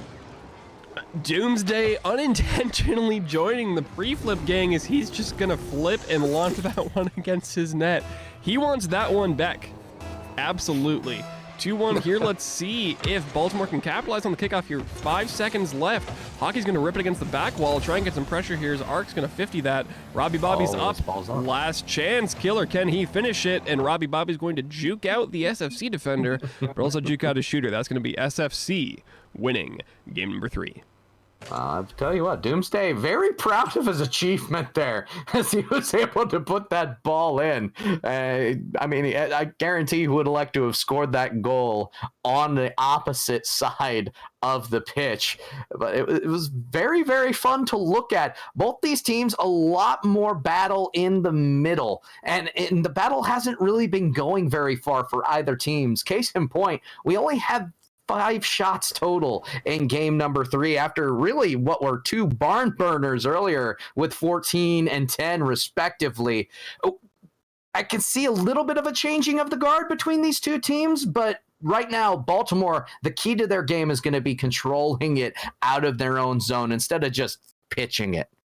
Absolutely. Baltimore there at the end of that game looked to have some struggle with the clock not in their favor for sure, down by 2.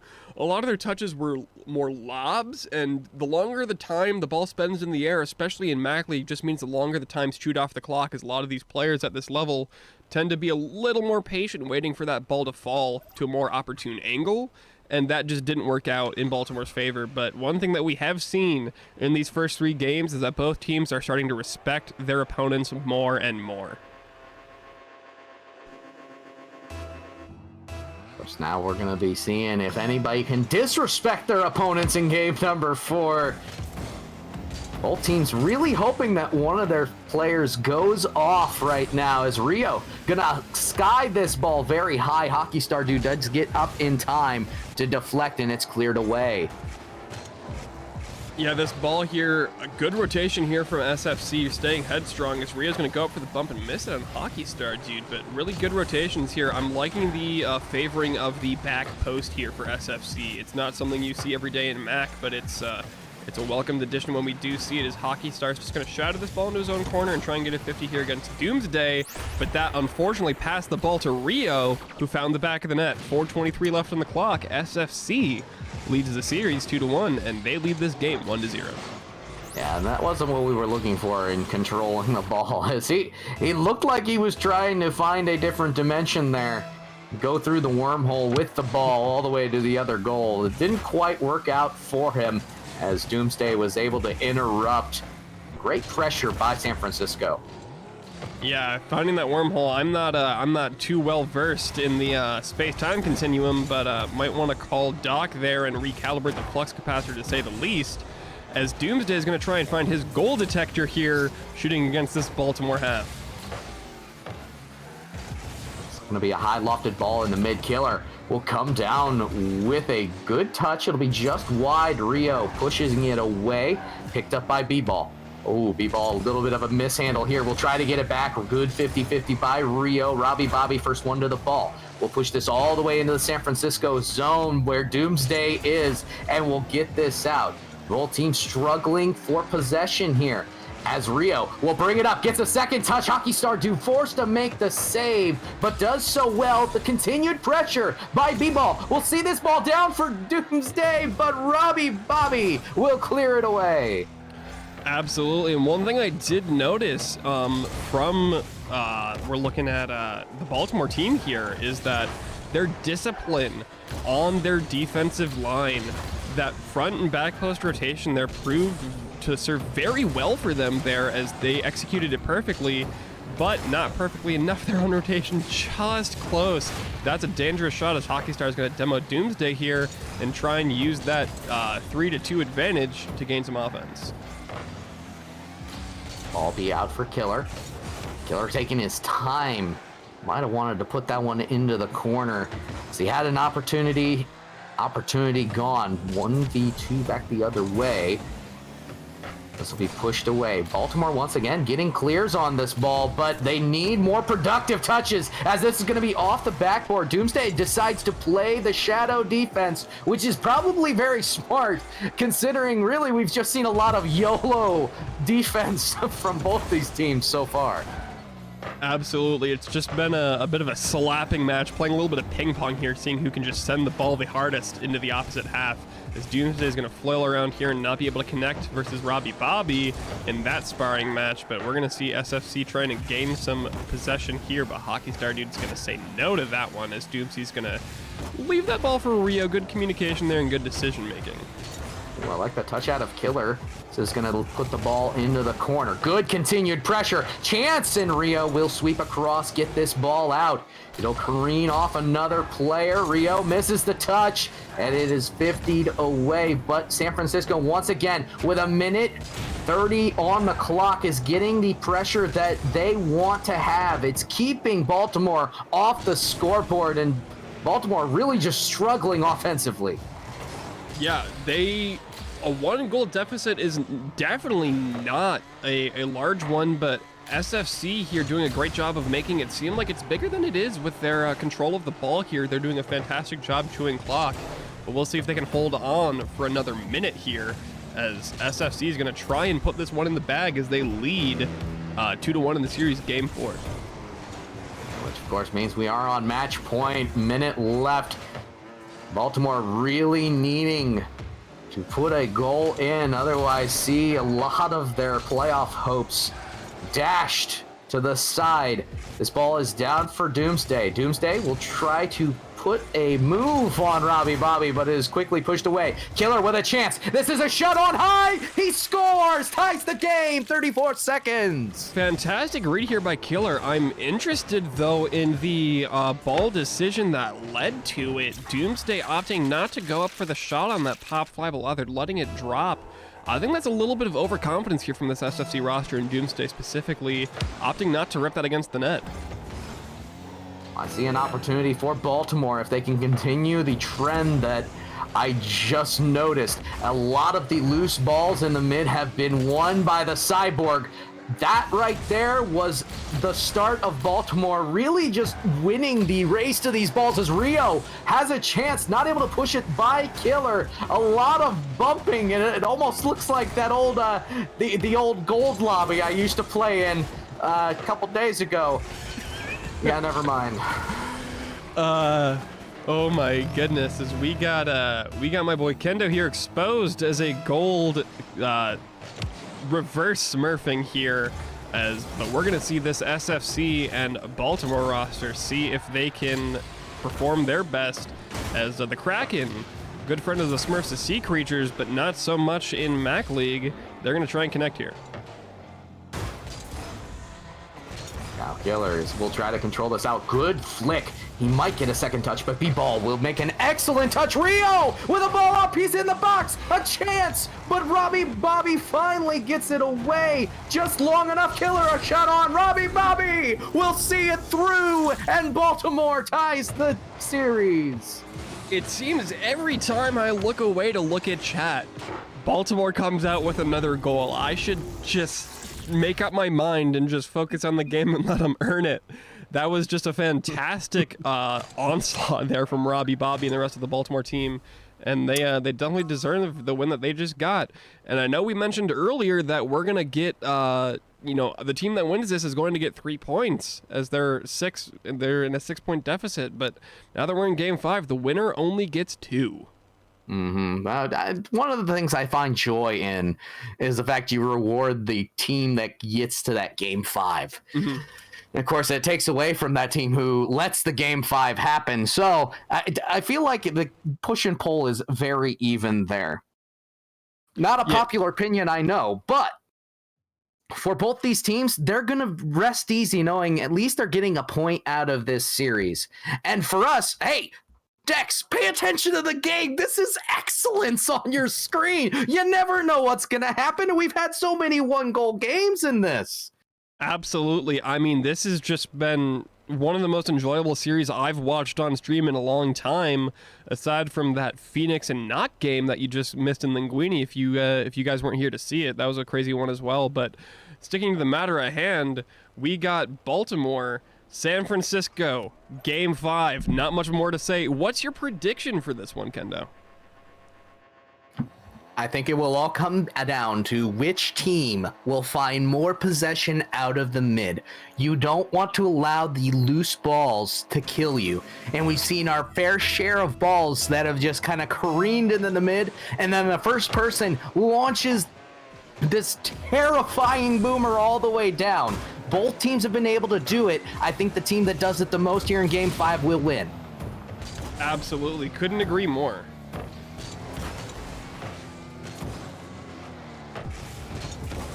So here we are, game number 5.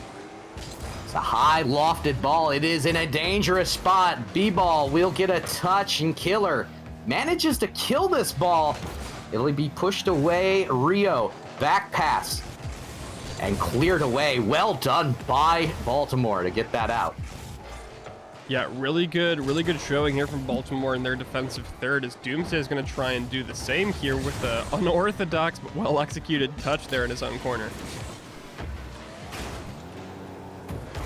Retention of pressure will allow Baltimore to see the San Francisco zone a little bit longer. This is a ball in the mid. Rio quick to push that out. He jumped on that possession opportunity. B-Ball will continue to keep this in. Killer with the push out. Nice control out of Killer as he's going to continue this ball, but it'll be interrupted finally as he runs into double defender. Yeah, and B-Ball, ooh, an interesting touch there. Not sure he wanted to hit that with his tires, but it proved to be fortunate. Would have had a shot opportunity if he had a little bit more boost in the tank. But he'll go to the gas pump in a second here as Dooms is going to try and drop this one in front for him. Won't connect as Killer has an open net. Killer has a Rio chance. gets back just in time. 0 boost, but manages to make the save. That's commitment, Kendo.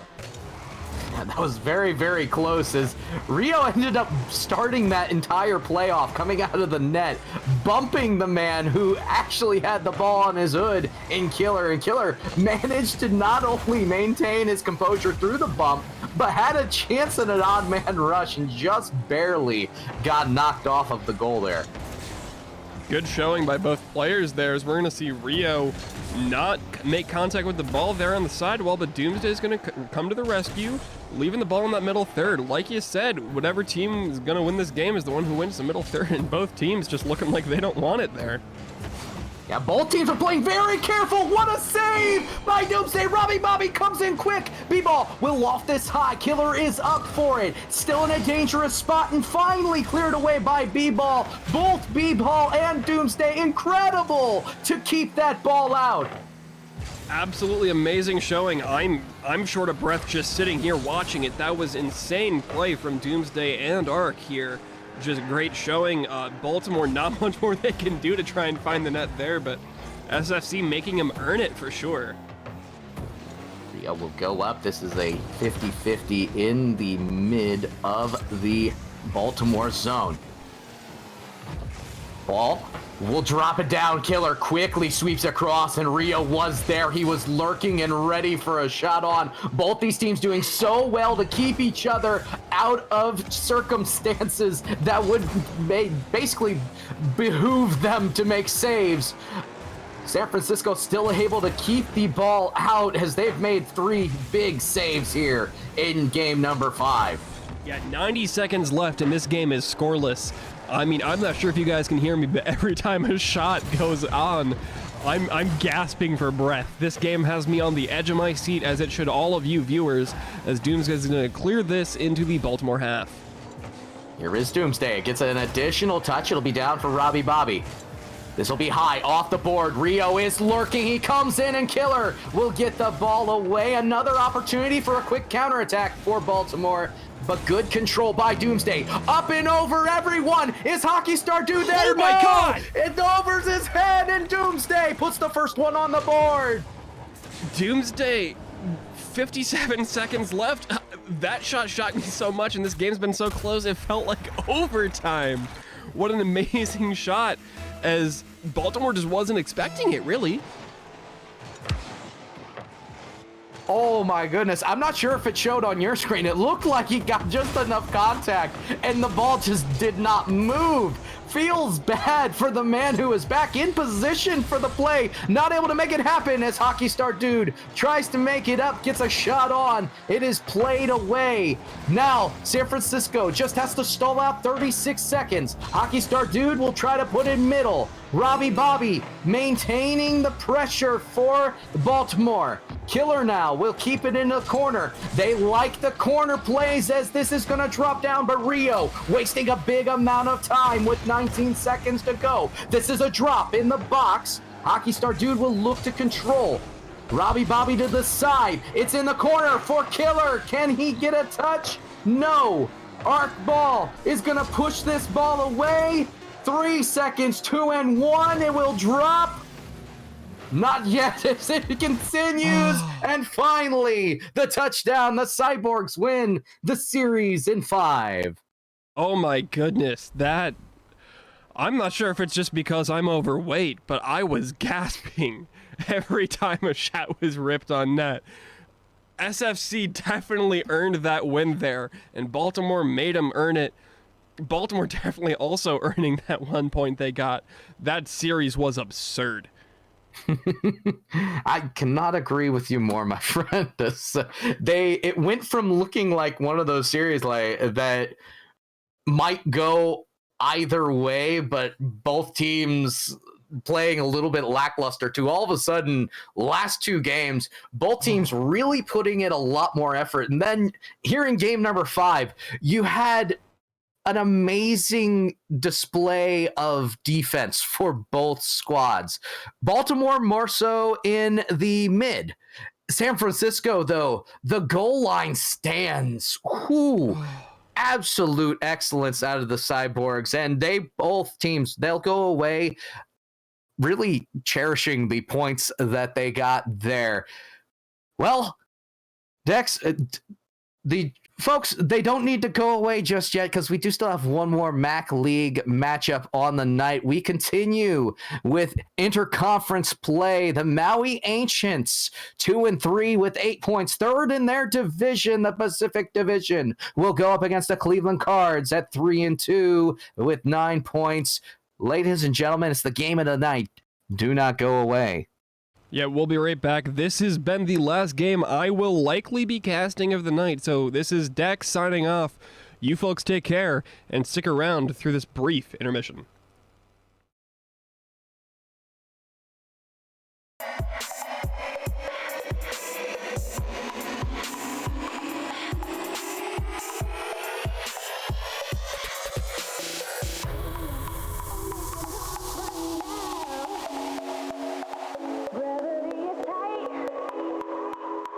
Drop it down like water. Oh yeah. Oh, make it hot.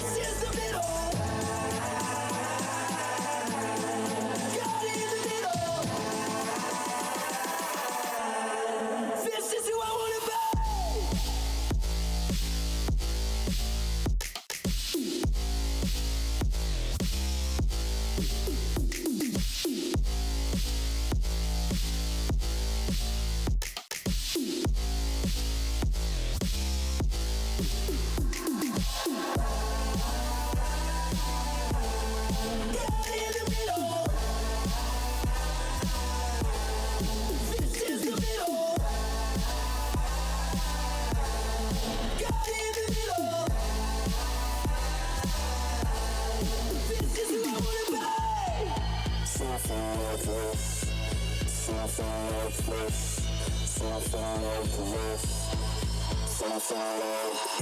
enough that I feel like I'm falling? Is it enough that I can't say?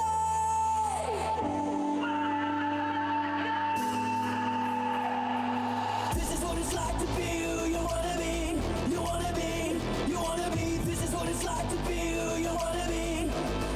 Caught in the middle. This is what it's like to be who you wanna be. You wanna be, you wanna be. This is what it's like to be who you wanna be. Caught in the middle. Caught in the middle. This is the middle. Caught in the middle. This is who I wanna be.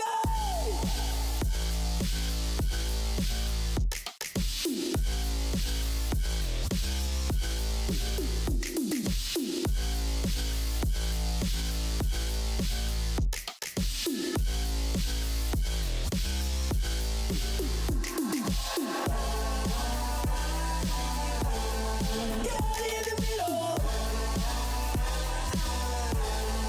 This is the middle. Caught in the middle. This is who I wanna be.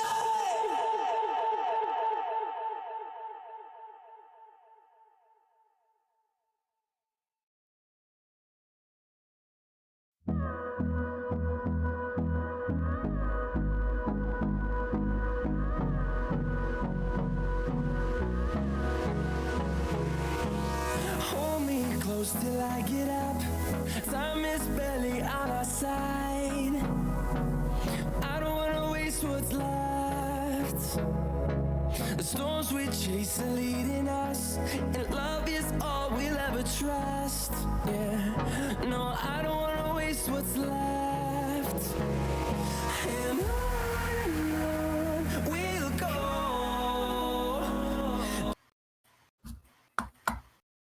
And welcome back, ladies and gentlemen, for more Rocket League action live on your screen as the Maui Ancients, the third place team in the Pacific Division, go up against the Cleveland Cards, the second place team in the Metropolitan Division. Gotta love interdivisional play. I'm Kendo Slice, joined by Wolf Alone here for the final game, the Nightcap. Wolf, how are you doing, man?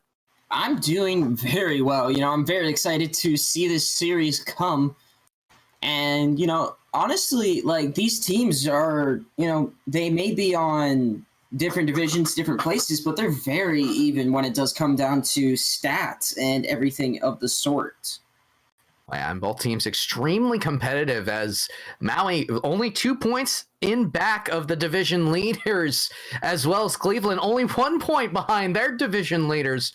The crazy thing is, and I'm looking at the spreadsheet for both these teams, the rosters that we have on the field tonight for both these teams actually have negative shots against. So both these rosters are used to having the other team outshoot them. I'm not sure if that's for more defensive style or whether it's just one of those things, like most of these are support players, but something will have to give between these two teams, as both are very, very solid and in the playoff race here in the middle of the season.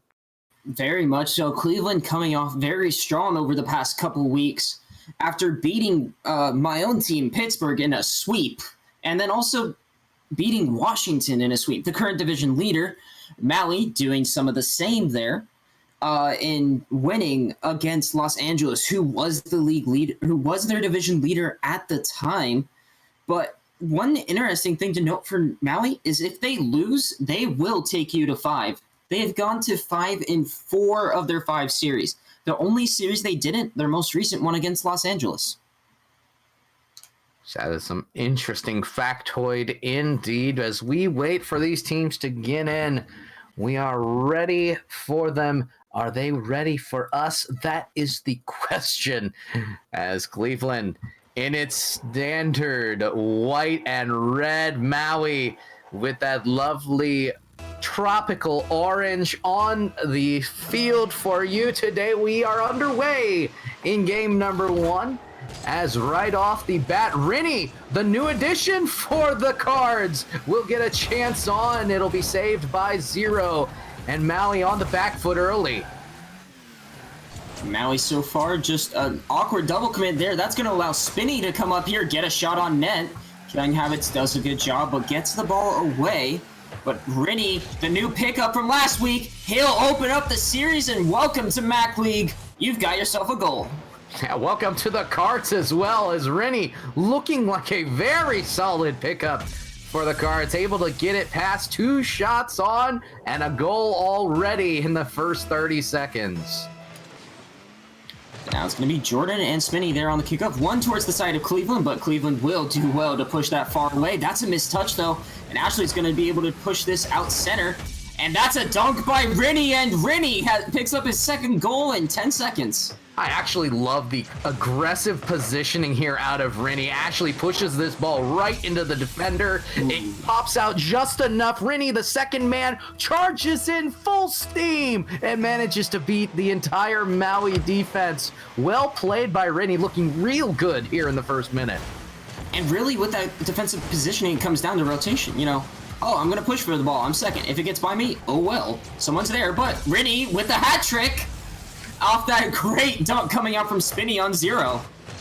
Now, I'm not sure I've ever seen this. Someone in their league debut, of any league for that matter, scoring 3 goals in under 50 seconds. Wow! 47 seconds. I mean, Rinny, you're now officially the 47-second man. I don't know if he's going to like that, but who knows? But it's going to be Spinny responding with one of his own long clear down towards the side. Jordan's going to try and control this, but it's behind him. And now it's Spinny pushing this out center, looking for the dunk, does get it, but Zero picks up the save. Spinny does it well, pinches it off the near post, and that's 4-0. Cleveland is on fire. This is just a slaughter right now, as the Maui Ancients are looking like the turtles that they represent. The Cards flying high right now. 70 seconds and 4 goals, and I don't think Maui's seen a possession outside of their own zone. No, the ball has pretty much been stuck inside their own half the entire time. Ashley's going to have their chance at 1, gets it over Zero, that's on net, and Spinny comes in with the dunk on Jordan, and that's goal number 5. Wow. I mean, this is nutty. Ashley, great touch, lofts over, controls it down, and Spinny, second person in, gets in there quickly and scores on. Unrelenting pressure out of Cleveland right now, and they are looking very, very good. And very much so. And Jordan now with a chance of his own. That's off the post and away. It's going to be Killing Habits now coming in on this. And Maui just looking to try and get some offense, some momentum here against this Cleveland team. Ooh, nice touch by Zero, as he is going to keep this ball in a pressured situation. Ashley forced to make the touch away.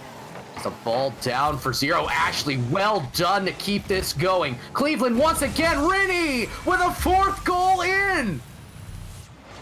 And Rinny just being huge. What a dunk coming out from Ashley. And Jordan just comes in on the ball. Sort of fate challenges it. Thought the ball was just going to get rolled in. It gets popped over. 6-0 to Cleveland here in just game number 1. Cards coming out looking rabid, fresh off of snorting G Fuel, injecting, I don't know, forever grips into their controllers. What's going on here? Someone needs to get this set of folks tested for some sort of performance enhancing, because the Cards are looking in fuego right now. And Maui doing a great job picking up 3 demos there in the 5 seconds, but no chance came out of it. Cleveland still pushes the ball to their half. Now it's going to be Killing Habits. He's going to try and take this off the ceiling. And he's going to have a shot that could go in. But Ashley with a great save, but that was a double commit. Maui's able to keep the pressure, but that bounces over the net. And Killing Habits, more of that, please. But does make the save there. Ashley's got the follow-up, though. But Jordan gets it out and away. Now, for Maui, more than halfway through this game, 6 goals, it looks like it might be out of reach. But you have plenty of time to get the rotations in. You have plenty of time to look for each other, find the passes, maybe style on a few people, as we saw Killing Habits almost pulling off a miraculous, amazing goal here. As here's a chance, Maui looks to put this in, get some semblance of solace, and Jordan MG does just that. And they double commit coming out from Spinny and Ashley, and just Rennie too far up, not able to get back in time. And Jordan just going to come up on it, calmly collect it, slot it into the net. But it does set it up for maybe a trip to South America. But with 1:45 remaining, Maui definitely still has the time to come back. We saw Cleveland put on 6 goals in 2 minutes. Maui can definitely do it themselves. Here is 0. Back pass to Jordan. Jordan brings it back into the corner. A little bit of a bump here as Spinny maintains composure and is going to see this ball out. Killing Habits is there in the mid. Jordan, touch towards the mid. Can Killing Habits turn? No, he does not. He goes all the way back, and Spinny able to get this ball out. And then now it's going to be Killing Habits. 0 boost and a dream. Will just let 0 take it off the tee of his car. Jordan has a shot attempt, but that's just wide, and Spinny's able to get this clear on the way, but only as far as 0. 0 now off the ceiling, realizes it's going far too down quickly, and just will choose to back off. But Maui, under a minute now. I mean, do you consider them out of this game? Or, you know, for momentum's sake, I'd say they still need a couple more, because Cleveland just had that hot start. Well, I consider them out of this game. I definitely don't consider them out of this series as... Oh, Ashley just off to the side, and Spinny gonna finish this one off. We take a trip to South America, but I see a lot of potential in this Maui offense because they're finding each other on the pitch. They're looking for passes. They're undaunted by the fact that the other team has scored 7 goals on them. And offensively, they look like they can have a really good, clean offense as Jordan off the kickoff gonna take advantage of a mistake. And it looks like Cleveland was just sort of trying to fake the kickoff here, but both players go out for boost, maybe a little bit of miscommunication, but Jordan doesn't care. He'll find the net, and now the trip to South America has been revoked. It's okay, I forgot my sunscreen anyway. We have 30 seconds left and plenty of time for Maui to add a little bit more to the Solace repertoire. This will be a ball down. Ashley would want that one back. A chance for an open net, and that one got a little bit borked. Killing Habits will put this ball into the corner. And Ashley to Rennie. Rennie ball down. It'll be played by 0. And Wolf, this is what I'm talking about. Maui is able to maintain a good amount of control in the Cleveland zone. They're able to find each other, looking for passes, and that's really what you need to do. Cleveland's shown themselves to be an extremely powerful team as far as the offensive rotation goes. If you, as Maui, can keep that ball out of their hands in your defensive zone, you can do quite a bit more than Cleveland allowed you to do in game number 1. Very much so, and still even promising, despite the fact of how many goals they did let in, they still had a lot of saves there for them. It just, with that amount of shots and the pressure that Cleveland had, it's just too much to stop sometimes. But, I mean, Rennie probably very happy to start off the MAC League here with the 7-2 perfect shooting. But Cleveland, they're not going to want to stop there. They're looking to try and take over this division. And hopefully for on the other side, Washington can end up losing to their opponent this week. But they still have 2 more games to go if they do wish to try and sweep it out. But Maui, they don't lose unless it goes to 5. So, but I'm excited for a longer series here. Well, we should get a longer series indeed, as this is only game number 1, Wolf. It definitely needs to go a little bit longer than one game. Like 3. But anyway, I tease. we have Cleveland up 1 early. They smack Maui in the face. However, Maui plenty of chance to come back in game number 2. But Rennie, good job. Yeah, definitely Rennie. good job. I believe he had just ranked out, but I'm not entirely sure, so if someone wants to fact check on that, please do. But definitely a great showing coming out from Cleveland, just starting out hot. 6 goals in the first 2 minutes. Here we are, Maui. Off the kickoff, we'll be looking for possession. Killing Habits pushes it mid. Rennie is there. Be played by Zero back towards the corner, and good rotation by Cleveland will really alleviate a lot of pressure that Maui's trying to put on. Killing Habits with a chance to do something special here. Doesn't quite get the dunk. Even as he was falling, he had a chance on that ball. And Killing Habits just showing how dangerous he really can be and why he is one of the top stat performers for this Maui team. But right now, they're just doing a great job. They're not allowing Cleveland to get any good shot attempts, but here's one for Rennie! Off the post, Spinny with the follow-up. And just caught too far back in the net is Maui, and Spinny finds the opening goal here in game 2. Rennie now putting one off of the bar and putting one into the assist column. And that might have been a shot on net originally, but my personal favorite thing in the world is when you get those extra touches just like that, just wide, and it throws the defense off. They're unable to recover. And Maui's really showing why they can be dangerous. Off kickoff there, almost ended up having a shot attempt there as Hero went off the ceiling. So definitely for maybe their goal is to try and get these ceiling plays and passes, but Cleveland just fine with keeping things grounded so far. Zero is going to push this out. It's a 2v1 back the other way. It's skied by Rennie. Jordan with a chance. Ball down in the box. Killing Habits will not get there in time as Rennie sweeps it away. Back the other way we go, and Zero will interrupt. Cleveland has a chance to reset. Oh no! Spinny will come in and score off of his own touch into the corner. And just a long clear, and 2 Maui players not able to get to it, and then Zero just thinks he's going to put it near post. Nah, Spinny's just like, I've got this, I'm going to put this far. I see where you are. So great awareness coming out from Spinny, just reading that entire Maui defense. So now Maui will look to control this ball into the Cleveland zone. Jordan with a shot towards the net actually will force this ball high. Killing Habits is up first. Loft it into the corner. Spinny is there to sweep away. Zero. This is a hard ball in the box. Jordan manages to power through. Ashley will come across and just barely make the save. What an effort there by the Cards to keep that one off the board. And they're still going to have to keep doing more cut on low boost. Maui's already picked up some boost themselves. That's a great pass. Zero into the net. Great pass from Jordan. They cut the lead in half.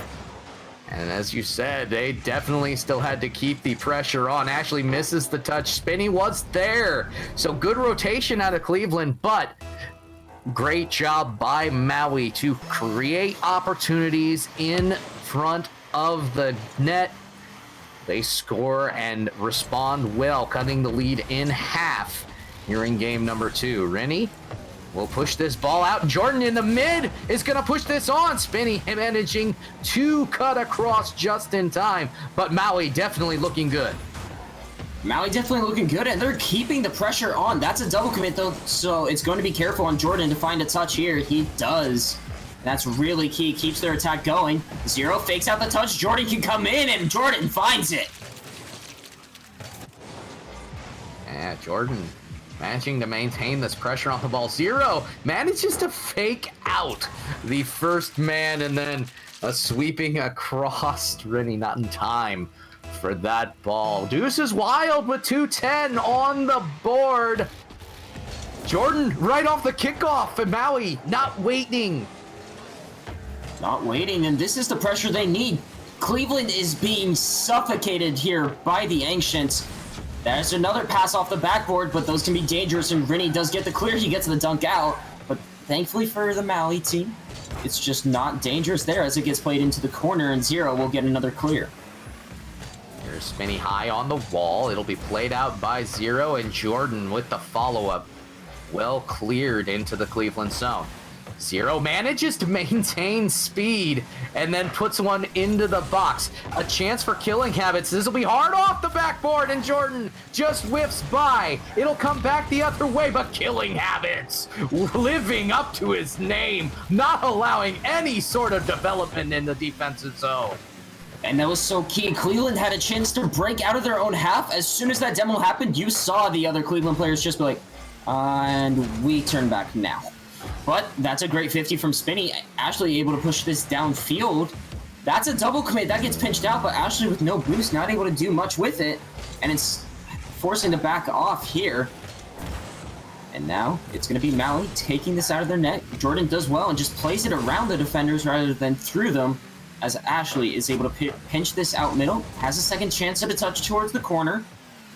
But now it's Cleveland just on the offensive, trying to build some pressure with just under 35 seconds remaining. Great clear coming out from Maui as they look to try and get this out of their half. Killing Habit's going to pick this ball up in the mid. A nice shot towards the net, but Rennie is equal to the task.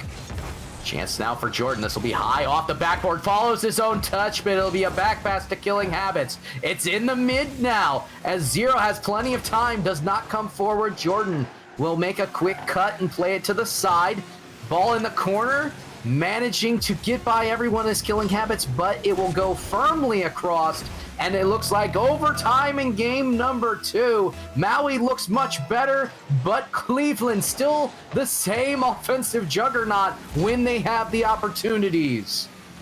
And Spinny looking to go off the ceiling, but got bumped and just chose to back down. But Maui here on the counterattack, they've got a chance. Killing Habits does get the shot, but the save cleared away here by Rennie. Now it's going to be Jordan picking this ball up. But he's got zero boost and a dream, and Spinny will just recognize that, back off. He's got an air dribble, but a great save coming out from Zero. Oh, here's a chance coming back the other way. Just barely mishandled by Jordan.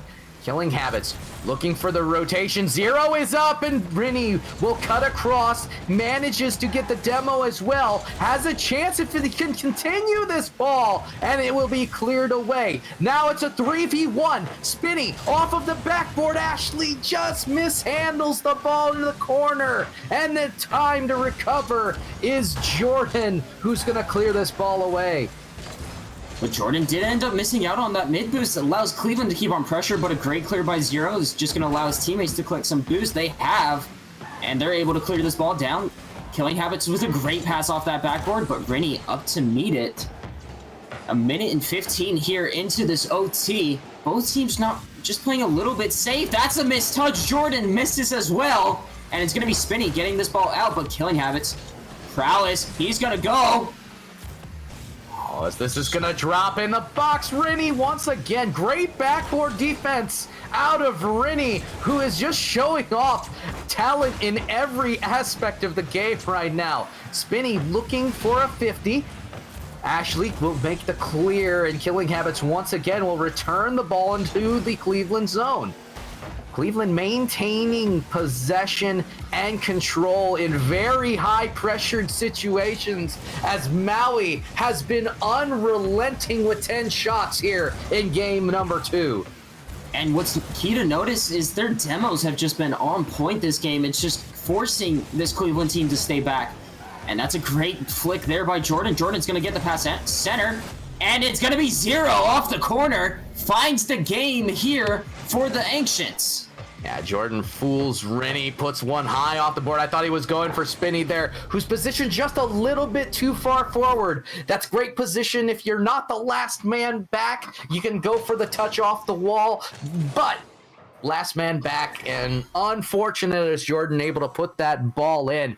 Great sustained pressure has Maui looking extremely good. They cut the Cleveland offense in half. Cleveland only surmounting 5 total shots on the 11 by Maui.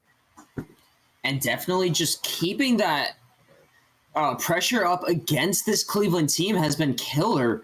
They're just stuck on their half, forced to make 7 saves off the 11 shots. 3 of them find the net, and that's all they needed. But time and time again, Cleveland, when they do break out, boy, are they dangerous. Yeah, both these teams looking extremely good.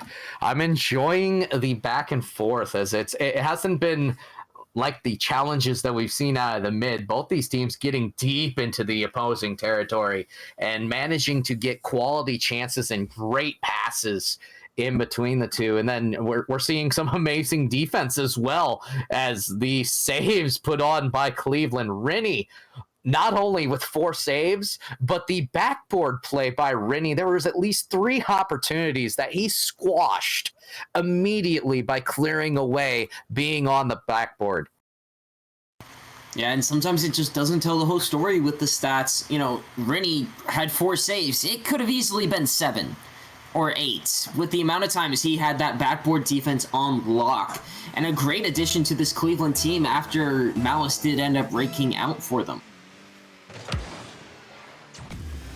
So here off the kickoff, Ashley's going to push this ball immediately towards the Maui zone. Good 50-50, but no one there to follow up, and Killing Habits will be part of a 2-man pass play to clear away. Killing Habits, good control in the corner, played away by Rennie. Spinny now. And Rennie, there's too many innies in this Cleveland squad. I like what they're doing here. It's a great idea.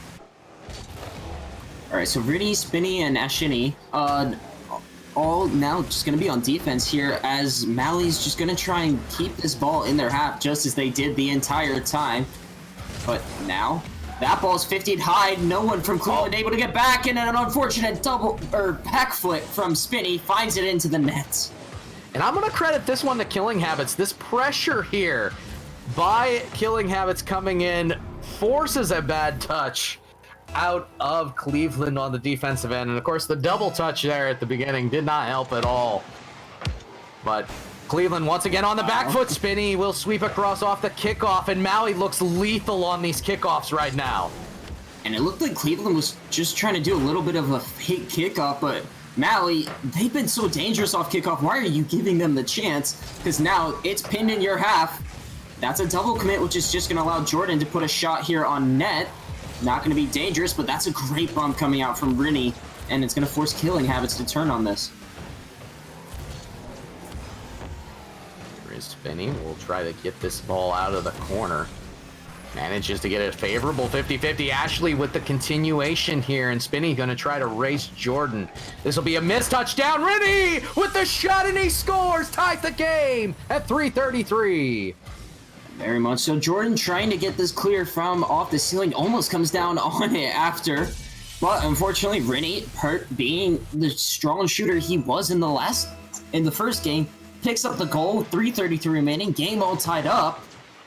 And Maui here off the kickoff, gonna look to try and do something, but it's gonna be Ashley finding that touch over to last defender it's gonna be Jordan. He gets it out to Killing Habits, but Rennie does cut it off after the missed touch. Here in the mid, Spinny will push this ball away. It'll be a high, slow ball. Killing Habits, a little bit of a mishandle here. Ashley will put it towards the mid. Oh, no. And double commit, very unfortunate. And Spinny ended up just saving that shot away from Ashley. Ashley had the angle, had the space, but with Spinny jumping into it, it gets forced up high and away. But Cleveland still on the pressure here. But now it's going to be Killing Habits just playing this off the wall. 0 wins another 50, and that's down into the Cleveland half. Spinning. Not able to get by 0, but does get a demo on the offensive zone. It'll force the reset by Maui. A chance here as it's down for Spinny, and Spinny will score. Great play by Cleveland with 2:22. And unfortunate there for 0, just ball pops out right in front of him, but no boost for 0, and he's not able to do much, and Spinny's already on it. 2:22 remaining. 1 goal lead for Cleveland, and they're looking to try and keep it, but Maui, they're still very dangerous here and have had many close chances. And As Jordan there off we the go. kickoff will tie it up. This is wild for 2:15. It was just like, and that's and just an unfortunate mistouch there from Spinny. And Jordan, just doing very well, just pushing it up, keeping it. No, he's got people behind him. Finds the back of the net, 2-2, just as quick as Cleveland took the lead. Oh, Wolf, the scoreline, it grows up so fast.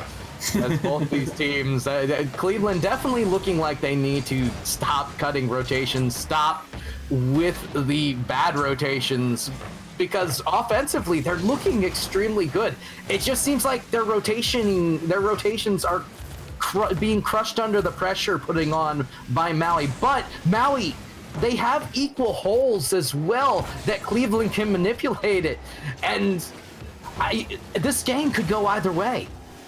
Honestly, these teams very well matched for the position they're in. That's a mistouch there, but Zero would have had the block anyways. And Jordan just gets this ball out and away as Ashley plays it down into the midfield towards a teammate, but Killing Habits is there. And now a team bunk there between Killing Habits and Zero, and Jordan has to come up in on this. Killing Habits now just trying to buy some time for his team as they get reset. And Maui just pushes up on that. That's a great demo, though, and that gets rid of the danger, but Rennie is able to come on this and keep up the pressure. I'm liking what Maui is doing with this physical play. It's kind of compensating for the missed rotations that we see every now and then out of them. And really, it's just been a cluster of bumps from both sides. Is Rennie going to try to come and finish that ball? Unable to do so. It goes back the other way. It's a high ball. Killing Habits! Bar down and out. So close. And he's been so close all series long. We're just waiting for him to be able to find that. Thankfully, not on his own net there, as he does pick up the save. And Zero and the whole team just combining, but Cleveland keeping the pressure on. Rennie forces that touch out of Killing. Killing is able to pop it up. That's a missed touch there coming out from Ashley. That could have been the game winner. That could have been, but instead it's 15 seconds quickly back the other way. Killing Habits. Not able to get the touch on. This is middle for Zero. Zero is up. He's going to pull one off of the backboard and out. Good maintaining of control. Killing Habits. High lofted ball in the box. Rennie is there, and it'll be put down. We go to overtime a second time. And definitely between both teams here, is it Zero going to just play this up the wall? Does miss out on the boost, so could be very low. And Jordan, recognizing that, thanks to Calm, Spinny. However, the shot right at Spinny. Killing is up from the other half. Yeah, that was a very nice shot. Double commit out of Cleveland. Hopefully they do not get punished as Maui putting the pressure on. Killing Habits gets 50'd out by Spinny. Spinny with the good push here as Cleveland desperately trying to get this ball in their own zone. This might drop, and Killing Habits somehow sweeps it away. And now the counterattack, Jordan here, looking to get the dunk. Does go out to the corner, thankfully, for Cleveland, but now it's going to be Spinny here, but met by Zero. Zero gets a double tap, pops into the center. This could be awkward. Zero, thankfully, rotates back in time. Now he's got a shot attempt. He shoots. He scores. Wow, he takes This is so unfortunate because once again, there was a Cleveland defender there. Just Spinny overcommitted a little too soon. And he could have defended that so well. Instead, tries to go for the initial challenge, ends up doinking the ball up, and it goes top shelf and in. Oh, it feels bad for the Cards. And Maui now, they have all the momentum, Wolf. And I'll be interested to see how Cleveland recovers. Maybe turn the pressure back on Maui? They've definitely... scoring the first goal here in Game 4 has to be absolute paramount here for this Cleveland team, without question. If they can get the first goal, then they are set. If Maui gets it, then it's just more of the same, and the pressure's right back on them. And right now, when the pressure's been on Cleveland, they haven't done well. Well, what we said at the very beginning rings true. Maui will take you to 5 games if need be, and that they looked down and out in game number 1, and they've come back in 2 and 3, and pushed this all the way to game 4, a decisive game 4 potentially for Maui. And we have the server going down for maintenance, everybody's favorite pastime. That happened at least We're once. gonna go to a real quick break, get a new server up. Do not go away. Game 4 on the way.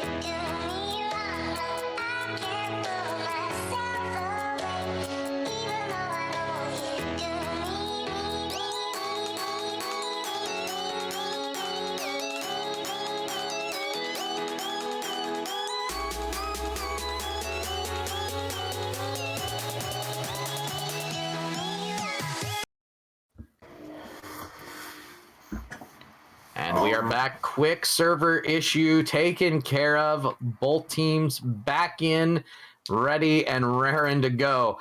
As the man, oh man, both these teams have shown amazing prowess on the offensive end. The defense has been the weakness for both teams. So the question is, who can get the better push here in game number 4, as Maui has the match point? And definitely for Cleveland, it's going to be just keeping their composure that they had going into game 1 and just going full attack. For Maui, just keep doing what you're doing. Keep your composure, strike when they're weak, and keep going for those bumps and demos, because it's throwing this Cleveland team off. Yeah, definitely something that has taken Cleveland off base. They've already been a little bit weak in that department, but the demos have been completely throwing a wrench into the circuitry. As Spinny here, gonna get this ball into the corner. We'll see if Cleveland benefits from the little bit of a break that we had there. We do have a Rule 1 here in the corner. It's a 2v2 as Killing Habit's gonna push this ball out. Not by Rinny though. Now it's gonna be Killing Habits. That was Jordan looking for the demo. Could be dangerous, but in 2s, not as much when both players are there. That's a missed touch, though. The Rule 1 has been broken. Oh no, Maui broke the Rule 1. This is Zero's fault, ladies and gentlemen. If Maui does lose, Rinny's gonna put this into the corner. Spinny is there, but Zero will get the push across to keep any type of dreadful situation from happening for now. Spinny. Good continued pressure in Cleveland. We'll see this ball cleared away, but man, Zero, I'm not sure about the decision making here. I think he ended up getting bumped out. Jordan just bumped the two of them apart from the Rule 1 on the... I can't think. on the return back to net, but for now, Cleveland's got the pressure sense. Maybe just be like, you broke rule 1, we will break you guys again. But for now, Maui is holding on strong. Here's 0. Puts one high for Jordan. Jordan just gonna mishandle it. Killing Habits will follow in, and the team play is real.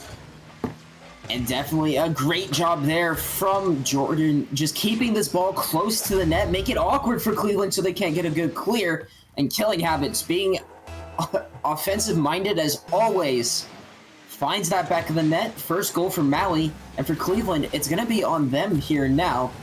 Maui, they've got the win, pretty much, if they can hold on to it for the next 3 minutes, but I would not stop scoring now with this, how well this Cleveland team can do. Here's Jordan. He'll try to carry it out of his own zone. Spinney is there. 0 with a little bit of a lofted ball. Jordan forced to make a big touch to keep it away, but Spinney back the other way we go. Rennie had a chance to demo, and Spinney with the shot off. A missed opportunity for Cleveland, as I feel like the bump would have done them justice. And the demo coming so close for them to get a goal, but Maui just, business as usual, keeps their composure. And a demo of their own. 0's going to go up for this and just play this down to the side to his teammate, who gets the pass out center. The net's open! But Spinney, what a recovery, gets it back in time. But Cleveland looking a little rough here as we got 2:15 remaining. I'm not sure it was as much the recovery as no one from Maui jumped on that opportunity. I think they will rest on their laurels just a little bit, knowing that they scored the first goal here and have Cleveland on the ropes once again. Killing Habits is going to push this ball into the corner. It is lofted high off a 50-50 and cleared away by Ashley. Cleveland desperately looking for something on the offensive end, but Killing Habits and the Maui Ancients controlling the ball so well as the pass comes middle. It'll be back the other way by Rennie, and Cleveland will chuck the possession away. Good 50 though by Rennie. This is going to be in the box, and 0 with great clear from the backboard. Now it's going to be a 3v2 on the other way. Team play once again, but Rennie ends up seeing it, cuts it off, picks up his savior. But now, just trying to force it out. It goes right out to Spinney, who does get a shot, but it's wide. But Maui needs to be careful. They're doing a lot of these double and triple commits. And Cleveland is looking to take advantage. Killing Habits plays that dangerously. And picks up the save. A minute remaining for Maui to hold on against this onslaught. But they try to get one of their own. Spinney does a great job. 2 amazing saves on both ends, but Killing Habits, the one I want to highlight, somehow manages to block the ball on the account of 2 people. Got 2 saves for his efforts there, and that is some amazing Rocket League as he came off the wall. He was flying. And now it's going to be 0 just playing this. Maui doesn't mind if the ball goes high. Cleveland's got to push, and they're diving in now. They know they have to do it. They've got 30 seconds remaining, but 0 gets it by 1. Is going to look for a 50 past 2, but Ashley with a great 50-50. And it's going to be Spinney taking control of this into the corner, but does give it away. But now only for his teammate. Back pass down to Rennie. Rennie's up for the aerial, gets by the first defender. He's got the shot, but Jordan, patient, picks up a savior. Cleveland desperate right now with 5 seconds left. They need to get a continuation here. 1 second as they will let it fall, and Maui will win this series 3-1 on a 1-goal game 4. And well done by Maui there, just realizing that Cleveland had to push at them, and Jordan, just great composure there. Just waits. Knows he doesn't have to rush for the ball. They have to put it at him, which can be dangerous. But thankfully kept his composure, made the save, and Maui comes out on top. GG's indeed. Yeah, GG's indeed. As Maui, they started out looking so rough, and they turned around the entire series so well with really just exemplary play on offense. They noticed the holes Cleveland was leaving them, and then they demoed their way into making those holes wider. So it was almost ludicrous how often they were able to get chances in on the Cleveland defense. But I tell you what, shining star goes to Rennie for Cleveland, who comes in, leads this squad in game number 1, and then defensively throughout game number 2 through 4. That is a solid pickup for the Cards and will definitely be a weapon for them down the road.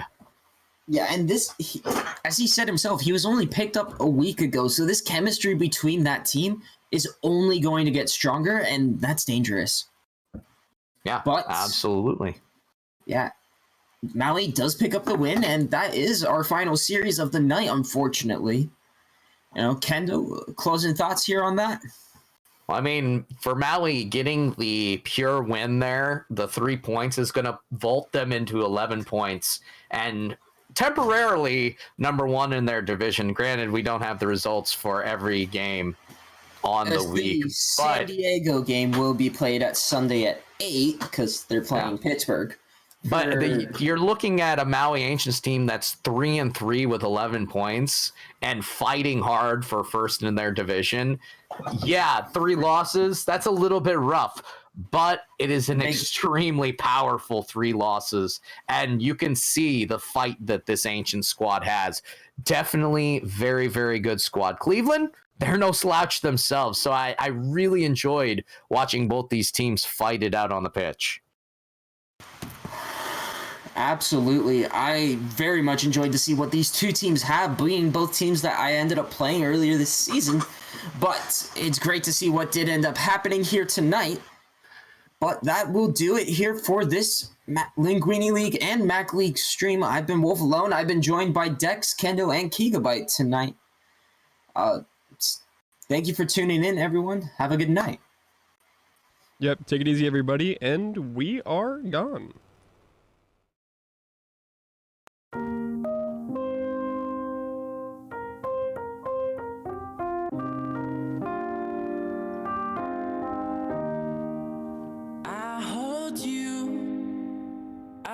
You closer than I ever knew I could do, but I'm confused. I thought I'd recognize when love was true, but I'm confused. Am I ready for love, or maybe just a best friend? Should there be a difference? Do you have instructions? Maybe I'm stuck